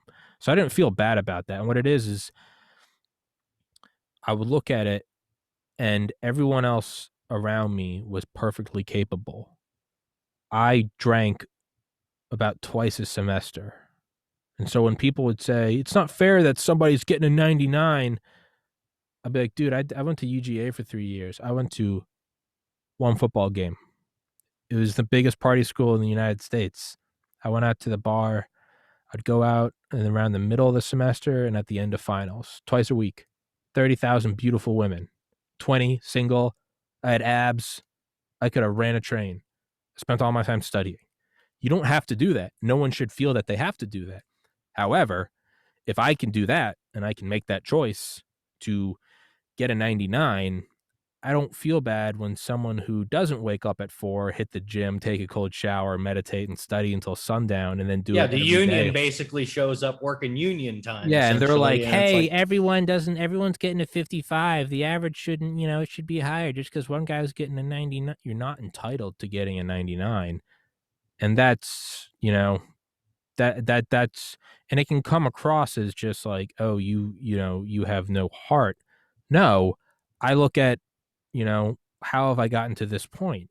An Yeah. absurd number of podcasts, an absurd number of audiobooks, utilizing an absurd number Yeah. of hours of design. Like it, Yeah, the people who have no heart as well as no brain are the people that are putting in 55% of the work and then wanting to drag down the people that don't want to be the they're the apex of the fucking of the yeah. pyramid. If they were more intelligent, they would just do 0% of the work and choose something else. You're the moron wasting 55% of your time Exactly. and getting 0% in return. Yeah, for that amount of effort, it's like go into mortgage or real estate. You'll make more money And and it's you will fine. have and you can be just as fucking It's lazy. fine. Trust me, Yeah. those guys are fucking lazy Yeah. bastards. And it's fine. It's like you don't have to and there's and that's the thing is I always try to clarify is like you don't have to be this sort of psycho like I am. Like it's not enough that I got into medical school. I need to establish a podcast and I want to take over the world with my graphic designs and never work a day again. That's my journey. That's my odyssey. That's what I think that's my pilgrimage and this incarnation on this planet in this I think Dale was born to be a warrior, right? Mm-hmm. I think Tom Brady was born to be the GOAT. I think I'm born to plow my own path and do my own thing originally, even if that means sending designs to a corporation that doesn't know you exist and being like, "There you go." It's I don't think there's and this is what I try to emphasize there's absolutely nothing wrong whatsoever with a 9 to 5, with an average home, with a wife and kids, and you drink at the bar on the weekends with your buddies and you watch the football. There's nothing wrong with that. Yeah, if that And if that's what you want, then that's your there's life, man. hey, man, comfort is man, there was a couple years in my life where I did try to dabble in that after pre-med and before the podcast where I did go, I just want the comfortable life. It's a beautiful thing, man. It's relaxed. It's you're not being lazy, but you're not necessarily pushing yourself. It's a comfortable lazy river ride. It's not you're not a sloth doing nothing, but you're also not going You're up not the rap developing, you're not going up yeah. the you're not going down the rapids in a kayak. It's a Yeah. lazy river, and there's nothing wrong with that. And if that's what you wanna do, more power to you. Personally, I did it, and it was worse than death. I was Yeah, like, I couldn't. at the end of the day, if my perspective on something is if you don't have something that you want to be the apex at, you probably haven't spent enough time looking into what you want to fucking do with your life. That's number one, because whatever you're doing with your life, you should be motivated. All right. If you want to work a company, a little 9 to 5 because you want to, kick back with your friends, you want to raise the family, you want to chill out, and you're really passionate about that, fuck it, be that guy that, do that job just so you can, support the family or whatever else your goal is. But at the end of the day, I'm of the firm belief that if you're incarnated here, you were put here because you have a mission that you probably decided on at some point yourself, and Mhm. that you should be figuring out what that is, because once you do, it's not a question of whether or not you're going to be the apex at it. You're going to be the apex at it, because once you figure that out, you're not going to be able to stop yourself from reading every book, or pursuing every practice or master every little bit of that, whatever that craft may be. You're going to go 110% at it, because that's just what the fuck you're here to do. To me, it is the culmination of bliss. To me, there is no greater thing than it's was it Goethe that said voluntary dependence is the highest state of man. Um, I think it was that mathematician who was like addicted to meth in like the The 40s, Hungarian one, yeah. and they told him, what if you took a week or a month off meth? He, And he he's used to he used to refer to people. I forget his name, but he used to say people that stopped doing math were like dead essentially, and that people that died were just no longer present.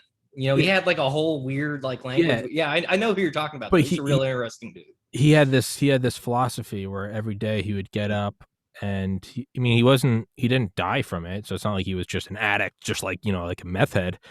He would just wake up and he would just do amphetamines and he would just push the edges of mathematics for like 12 hours a Yeah, day. he would just be a human fucking computer. He'd crash and he'd go to bed and he'd wake up and he'd do it again. And that's all he did for years and decades. And someone challenged him to take like 30 days off and see maybe he liked something else.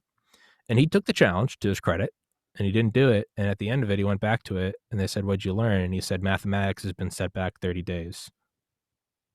to me, I I took a couple years off after med school and just but in hindsight, I realized I tried to just be chill. I was like, I just want to smoke pot. I ended up putting all my time into developing. I had a 3-chamber 9 honeycomb filter carbon filtered bong that I called Neil Arm bong because it looked like Saturn Nice. V. And it had three water spouts inside the chamber, and then it had 3 triple honeycombs on the outside for 9 total honeycombs with a carbon filter. And I would find a way to put ice in the neck and then freeze the whole thing. All I was doing was the same thing as med school. I found an object in my way and said, I'm going to make it the best thing ever. And in meta, it's like, oh, that's so the point is so where am I now? I'm back to I wake up early, or not anymore. I wake up at like 11 now. But I go to the gym, I diet, I come back, I take a freezing cold shower, I meditate, I do a podcast, I listen to audiobooks, and like the last 2 hours I'll like turn the audio on the video games and just play some stupid shit. It's no different than college. I'm in my own little room toiling away all day. To me, it is I have now done the 30-day abstinence. I did 3 years of it. And what did I learn? I learned that I'm just my story has been set back 30 days. I Mhm. am I am in bliss. I do what I sure I want to make $1 billion. That is one of my goals is to become a billionaire before I die. I want to push mental health care. I do want to leave a change in that. But ultimately, like I am in like a state of like I'm in a state of like moderate nirvana in that I'm not like manic You high, but hit peak. Yeah, you're in that peak I'm like performance zone. I'm like I'm like an actualized person. Everything I do has it goes towards the podcast. Yeah, and when you're in that flow, it's like you're like an engine. You're doing, you're just getting everything Is right. And it's like if you're not in that, you feel whatever you're trying to do being set back. For me, it's like I like getting up in the evening essentially and being a night owl, mhm, mainly because all of the news will have that I will end up going through will have already dropped and I can go through it all at 2 speed. And mhm, if I wake up early in the morning or whatever, like I do today, and I find myself listening to news as it's live or whatever, and I'm sitting there at 1 speed, I'm like, I know that I'm getting this information a little bit sooner, but if I had just slept and like woke up at like, in the evening and 2 speeded through all this and then went, and then go that the amount of time that saves yes, me, I'm back on the other research. I'm back going through academic papers. I'm back doing the yeah, important shit. And it's like, so it's like, I don't get me wrong. I love turning on Alex Jones at 12 o'clock, sure. but every time I'm watching him live, I'm sitting there and I'm like, man, I'm being You're set back because I'm not watching at 2 speed. you're being had. You're a sucker. You're like, what am I? It's Mm-hmm. whenever I play video games I force myself to take a day off a week. I have to. That's one thing I did learn from pre med is that burnout's real. It's Yes. that so I take a day off a week where I force myself to turn off the audiobooks and I just go full audio on the video games. I'm not learning any meta. I'm just enjoying the tank blowing up the base. It's just Yeah. you got to just kind of dumb yourself down. But man, after that day, I am looking forward to my getting back to the routine more than I Mm-hmm. am looking at forward towards the next off day. Cause really it's like that was fun. I've set myself back a day. Yeah, and and I'm kind of the same way. For me, it's like I need at least one day a week, and it's like I'll feel it coming on where it's just like Mm-hmm. it's just fucking it's like just Mm. physically painful You- grinding of gears as you're trying to do You're something. It's like, like, what am I doing? and I'll just take it and I'll just be like, you know what? I'm gonna Off sit day. down. I'm gonna listen to like some Warhammer 40K books or some BattleTech shit, or I'm just gonna go get lost in some tabletop wargaming Yep. esoteric lore, and and it's not taxing to me. I'm just sitting there and I'm enjoying it. And by the time I like, tomorrow comes around, all of a sudden I'm like, fuck yeah, I'm Let's prepared. go. I'm prepared for 41st fucking millennium warfare. Let's go. Unrestricted warfare isn't shit. Let's Okay, it ain't go. shit. Let's go. Yeah. It's no, it's exactly right. Mm. I'll take a day off. Well, yeah, because you're right. As I get around, and this is one thing I do remember from like pre med, and I'm starting to experience it again. I'm like, what is this like fatigue around day 5 and day My 6 eye of will start twitching. It's like I can already kind of feel it kind of happening. real? Like it's just like starting to get there. But I but get I yeah. wake up and it's like it's creaky, and I'm like, Yep. what is? And I'll find that around day. I take Saturday or Sunday off. It depends. As I get closer to like Thursday, Friday, I'll be like, What is this? And then you take Mhm. a day, you wake up and you're like, today's the off day. You sleep in. I don't take a cold shower. I take a nice hot shower. I don't diet. I'll go get like a big, disgusting like fried chicken sub from Wawa. I'll get some Ben and Jerry's, right? I'll go away. I'll have 3 or 4 thousand calories. Listen to just like some old Tim Dillon archives.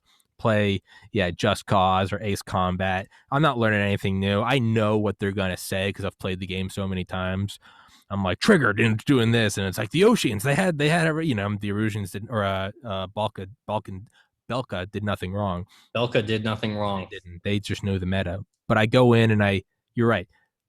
It doesn't have to. Don't work towards anything. Just enjoy it for what it is, because ultimately, what that day off really is it is another day towards your work. It's a tactical. Exactly. It's a And tactical day off. you will learn something. If you're doing your day off right, you will learn something. I will be sitting You'll learn. there listening to some fucking, Warhammer 40K book. And of course, all the people that fucking write those books, they study military history out the asshole. One of the beautiful things about 40K is like every other fucking paragraph, you're looking at something, you're like scratching your head going, wait a second, that's a reference, and it's just really fun shit like that. And next thing you know, it's like, man, that's actually kind of applicable to what I'm looking at over here. Mm-hmm. It's like, this is, and it's fun stuff like that. It's like, yeah, it's like, it's fiction, but you know what? There's a lot of fucking shit that you can learn from good fiction.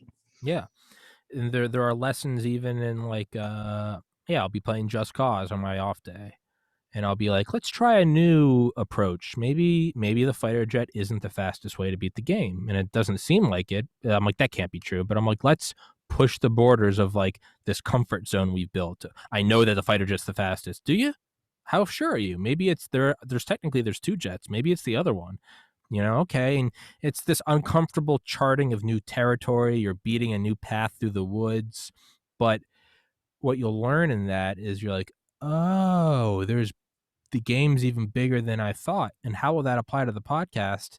Is I'll find myself kind of lulling into comfort zone where I have on the same guests again and again, and I'll go, fuck, it's time to find some new guests. And you find some, and it's difficult. It's not fun. You got to find his email. It's because once you have a guest, you establish that point of contact. You've already threaded the rope through the hole once. And now it's informal. Now it's instead of like, hello, sir, how are you doing? You're like, what's up, fucker? You want to do a podcast? Yeah, There's fuckery, this, let's go. there's this whole, it's eased out more. You have them felt out. Their flavor, their personality. Some guys are cool. Some guys you got to be a little more PG with. But you have that middle ground beaten, right? It's the comfort of a like a longtime girlfriend rather than like the nervousness of like having to go out and like meet someone new. But it does carry over. So now I'm in this sort of like this rebirth period where the last couple of days I've emailed like 50 new guests, just trying to get new people. And I hate it. And I'm like, fuck, how do I find these people? You got to go to their Twitter. They don't have an about me. Where do you find their And finally, at the bottom of some page, 7 pages through, you see like their email associated with an old PayPal account. And it's just like, you can tell it's not their professional because it'll be like, you know, you know, I, I love my Labrador 77. And you're like, there's their email. And you email them and they'll get back to you. And they're like, sure, I'd love to do your podcast. And you're like, got them. And you add that, and now you add that to your critical mass of podcasts. You now have an even more obscure guest, and your resume becomes larger. Your net becomes larger, and you can go link that in a subreddit. Maybe nothing returns. Maybe the guy that gets back to you because he saw it in a subreddit ends up the guy investing in your podcast. Exactly. And once again, it goes right back to power attracting power, man. It's fucking insane. It's just about that, it's about being able to dial into that frequency and know, like, what's the information that everyone is wanting to get into? What do people want to know? Like, I remember when, I was starting to figure this whole culture war shit out, back in 2014. I was kind of thinking about writing a book, and not necessarily on the culture war or under restricted warfare or anything, but I was kind of thinking about writing a book about, just how fucking subversive the entertainment industry was, and and how it bleeds into everything else that we see today.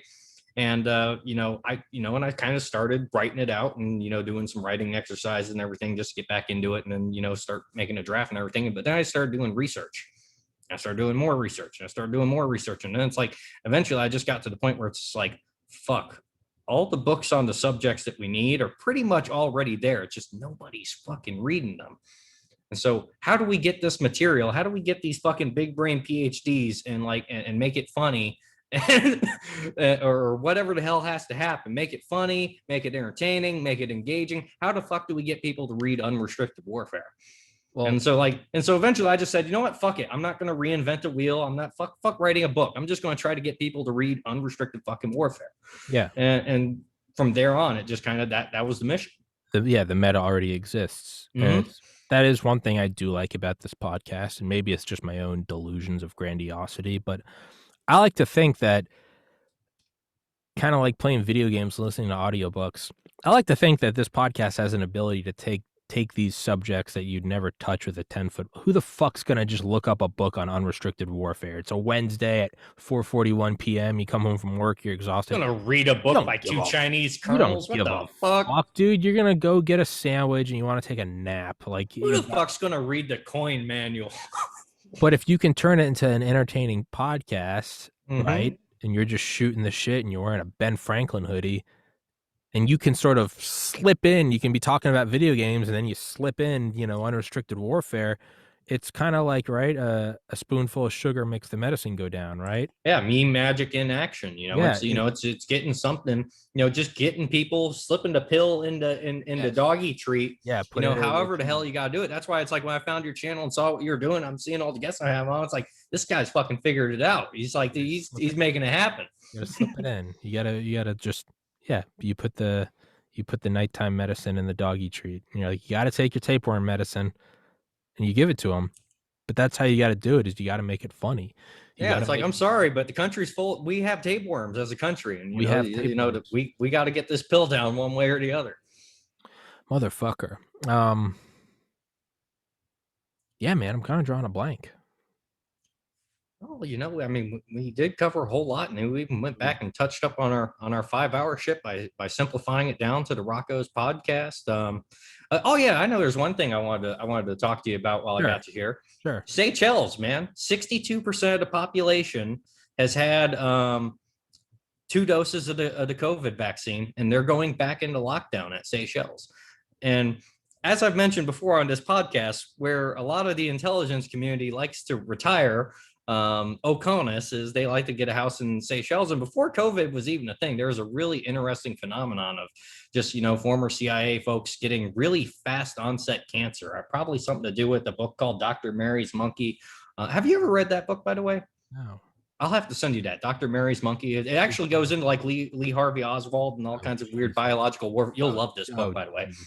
But before I go down that rabbit hole, I just wanted to know if you had heard about that Seychelles shit, because that's the little black box. One of the South African guys on Don server called it the experimental population, because it's a fucking little island that's basically controlled by the U.S. intelligence community.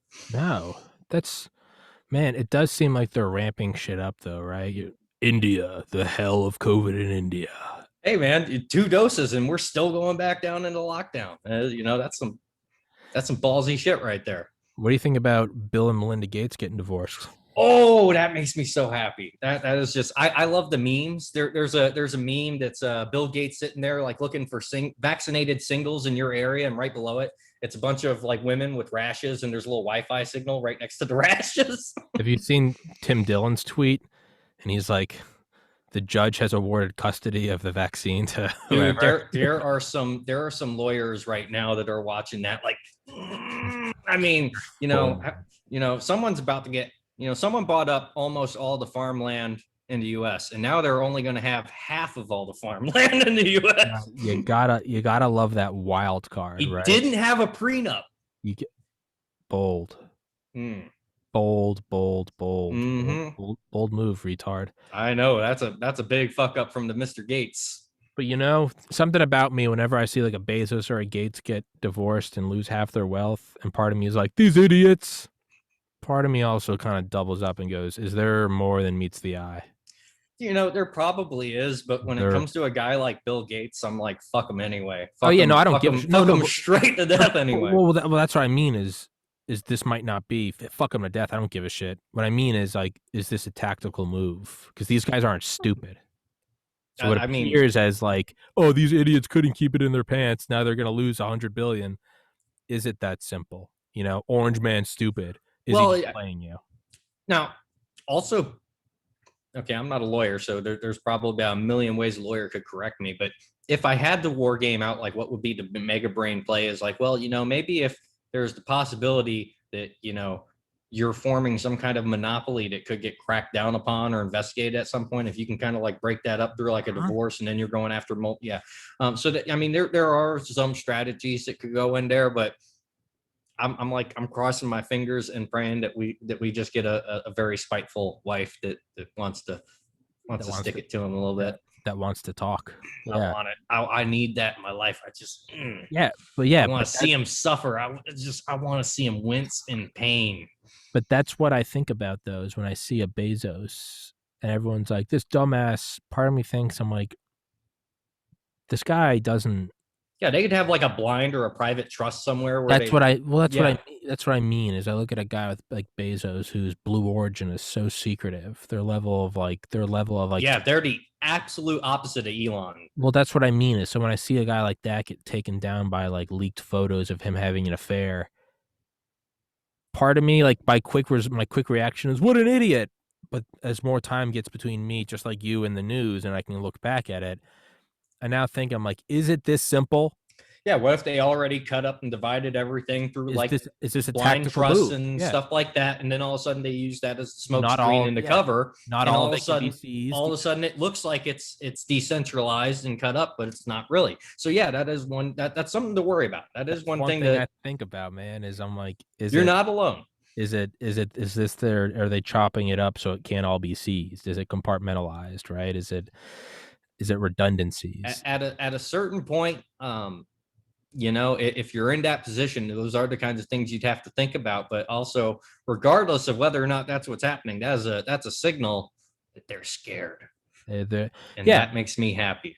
It also might just be, I'm a psychic vampire. I feed off that shit. It also might just be that guys are guys and they got caught cheating or something. And also incredibly possible. And considering the fact that I think Melinda is the male of the relationship, I want to say it's probably Melinda that was out there getting some, and it was actually Mrs. Bill. Did you see? There's a picture of those two, of Bill and Melinda, and someone commented, "This looks like a man and a woman dressing up as a woman and a man." I've seen a lot of people, like, I don't know if it's just a meme or if there's anything to back that conspiracy, but I've seen a lot of people talking about how like Bill Gates has been a woman all along that just dressed up as a man. And you know what? It's like the God damn it. If that, like if Harvey Weinstein can be a fucking, what's the term for, oh God, I'm pulling a blank. I normally, dick and vagina. Oh, hermaphrodite. Right? Yeah, hermaphrodite. Yeah. So there was something that came out about that he's got like some, either a hermaphrodite or he's got like some deformed fucked up thing going on down there. But you know what? Whether it's real or not, I find it fucking entertaining as shit. And goddamn it, if Bill Gates isn't a woman in my mind, I don't know what the fuck it is, because he actually, that goddamn pink sweater vest control freak mentality. He's the most neurotic son of a bitch on the fucking planet. Curveball. What if she married Bezos and ex-Bezos married Gates? Then I would be concerned. I saw a meme that was just like, Bill Gates is now single, the Queen of England is now single, and and as soon as I couldn't help myself, the image popped in my head, and I had to go and take one of like a cartoon. I had to take the towel and like stick it in through one ear, and yeah, because it was really bad. Like it was like that, but like dust going everywhere and chalk, because bones chalk and shit, because don't get wet no more. But but that's just the kind of fucked up memes that come out of that, and I just enjoy it, because at the end of the day, if there's one thing that you just know about the big tech people and those kinds of neurotic control freaks, is they hate the memes. They hate being made fun of. They can't fucking take it. So whether it's true or not, I don't give a fuck. I'm running with it, because you just know it drives them fucking nuts. I mean, yeah, it's. I was just thinking this morning in the shower, it just kind of dawned on me. I was just thinking, like, what am I gonna Dude, today I got a guest. I got David on, then I gotta go to Walmart. And just this almost like like the slight glimpse of like enlightenment. Like for a split second, I felt like I saw behind the veil. Part of my mind just said, I mean, ultimately, none of it fucking matters because none of this is real. And like a psychopath, I was just laughing in the shower, laughing in a cold shower, It's like rubbing soap on our my our body. scores are going to be so high when this game's over. And Yeah. it's just for a brief moment, I realized I was like, absolutely none of this matters. This moment is just a frame in one part of a movie that lasts forever, and this universe is just a fleeting thought in the dream of a god.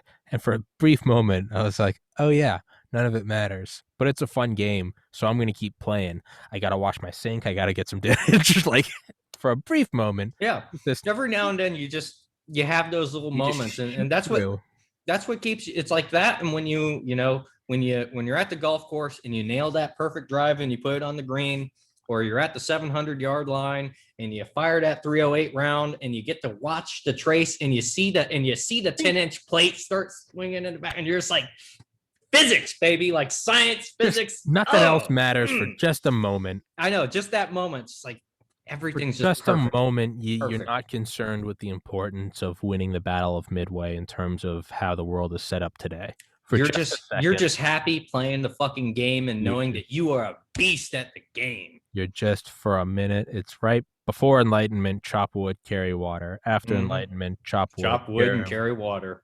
Sometimes you just, oh yeah, none of it matters, Mm-hmm. but it's a fun game. When you're playing a video game on the off day with the audio on instead of listening to a book, do you sit there going, well, what is the purpose of the drop in the No, I'm doing a tight barrel roll and dropping a JDAM on an oil tanker in a fictional universe. And it's just good. There's a delayed Mm-hmm. noise. You see the flash and then boom. And you bank and you release the flares. And there's nothing more to it than that. You See, that's why I like grand strategy games and stuff like that, because you can bomb things on, like Stellaris, for example. I haven't played it in the longest time, but Paradox Interactive, they make a whole bunch of grand strategy games that used to be, for the most part, pretty good until the company became actually well known. The Clausewitz engine was really good for grand strategy. Basically run Crusader Kings 2, which would be like the Middle Ages kind of thing. And it would run into EU, and you could actually transfer your game save, so you could run all the way through from Middle Ages and Crusader Kings 2, Europa, EU4, which would be like your Age of Sail expansionist kind of era, and then it would go into Vicky 1, which would be kind of your industrialization, your World War I era, and it rolls into Hearts of Iron, which is leading up to World War II, and just the big clusterfuck and whatnot. But then they came out with kind of their first foray and just saying, fuck it, let's make a fictional game, and they called it Stellaris. So it's their 4X space game, and it's all about just war crimes. Nuke the planet, enslave the populace, purge the populace, kill the entire fucking species off, enslave the entire fucking species. Who gives a fuck? You're a goddamn interstellar war criminal. Just fucking do it. Just get out there. You can create an AI fucking army. The AI army can go rogue on you, might terminate your entire species. Whoops. Just fun stuff like that. Just really fun, maximum scale war crimes. there's there's I had a dream like 3 months ago that I played Grand Theft Auto 6, right? Now that's interesting. You got into the astral beta early right there. And I was disappointed because it was good, but it wasn't 8 years waiting good. All right. And I woke up and I was very happy it was a dream. Last night, I had a dream that I got to play GTA 6. And I remember putting the game in. And in my dream, I was talking to someone. I was going, I actually had a dream. I played this a couple months back, and the game sucked. But I'm glad I get to play it for real now. And the game sucked again. And I woke up today. And that's the only time I've ever been in a dream, not know I'm in a dream, and talk about a previous dream that actually did exist in my life. I cited last night in my dream. I cited a dream from like January, without no. It was a fucking. I've had a few where it's kind of like Groundhog's Day almost, where it's like, where at first it's kind of like, did I just go through the same dream twice? And then it's like, I'd have like a third dream that's like almost the same situation in another environment. And at a certain point, it's just like, all right, all right, there's a lesson here. Something's fucking, there's some kind of cosmological fuckery going on that's trying to teach me a lesson. And it's usually really funny because when it happens like that and everything, it's normally that same kind of thing where it's like, it's not necessarily me in the scenario, but it's me looking at me playing some weird game or doing something else, and it's like Inception almost, where it's like you're just trying to, Yeah, and you're just sitting there like, wait, why the fuck is my brain even doing this right now? Like what the fuck am I trying to get to? And it's it's like, it's one of those moments where it's like, man, I almost kind of want to go like some goddamn hypnotist therapist to try to figure out what the fuck's going on there. But it's just weird shit like that where it's like your subconscious will get caught on some like weird little thing, and you'll just be like orbiting around it in dreams, like hitting it from yeah, different angles until you like figure out what the fuck your, whatever that lizard subconscious part of your brain is that's trying to get that message through. It'll just orbit around that area until you've seen it from 360 degrees and you know what that is supposed to be. And it's a fucking weird thing because I normally don't remember my dreams a lot of the time. And then every now and then I'll just have this phase where it's just like, it's really fucking intense, and it happens kind of consecutively. And, and I guess that's the kind of shit that like Alex Jones talks about, where he's like, I don't need DMT or ayahuasca. I've got all the DMT I need. I go to bed at night and I'm seeing the throne of God and the wall of fire. and I'm seeing it all, Joe. I've seen it all. I've seen it all. There's a black hole in the center of the universe, and God wants to know where God came from. Yeah, it's but it's always a weird thing, right? Because you're in a dream and you wake up and you never know sometimes you do. You Yeah. never know it's a dream until you wake up, and you're so certain that that is reality. And man, I think the lesson is like, well, how certain are you about this reality right now? What's really interesting There's is a when you lot. get to like lucid dreaming stuff, man. Yeah, Because that shit's weird. I've had that happen a few times, and whenever it happens, I fucking levitate in the goddamn dream. Yeah. It'll be like the weirdest. I'll just all of a sudden Start floating. I'll just be like, I'll become self-aware in the dream, and then I'll just like, I'll just raise up off the ground, and everyone else in the dream will just be like, what the fuck? And then next thing you know, I'm just like floating around, hovering over people, just watching what the fuck's going on over here, what the fuck's going on over there.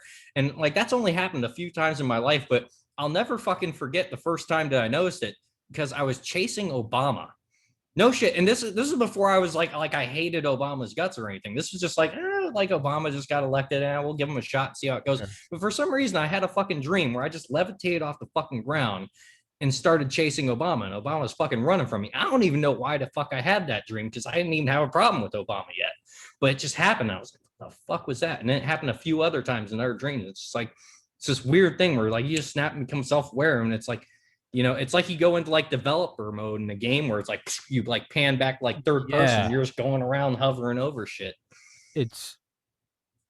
I think the lesson in dreams is that I think this life has to be a dream, because we take it. I mean, I've beaten this idea to death, so has everyone. It's not an original thought, but like, I mean, really, like, what are we? We're these weird skin. We've got like moist leather surfaces. We've got these weird hard things on the tips of our fingers. I know, and we get pruny so we can grip things when we're in rice paddies and shit. Yeah, and what are we actually doing? We're talking right now. We're reverberating noise, and what's the big picture? Is we're just on a rock. We're just on a rock in. Well, what's that? Oh, it's the universe. What to do? It goes on forever. Anyway, I gotta go get my mail. You just don't. It's just, that's it.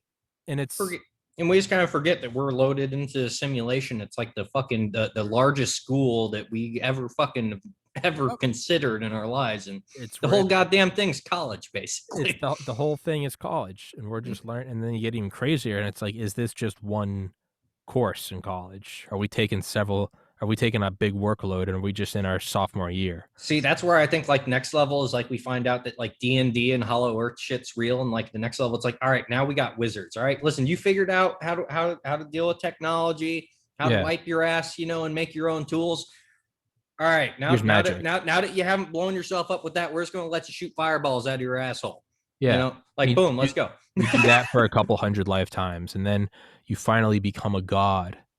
And then you realize that that's just another school. And so that's kind of the funny thing of like Elder Scrolls coming from D&D, like straight up, that's where Elder Scrolls came from, is it was essentially D&D. And so in D&D, the whole system is you have a D20, 20-sided dice, right? And basically, one is failure. You roll a 20, you're walking on water like Jesus. 20 is literally you have a 20 level stat in anything, you're on par with the god, essentially. So like a level 20 character basically becomes a god. And so the way that people kind of handle that, a lot of GMs kind of like to keep things low fantasy. They like to keep the magic few and far between.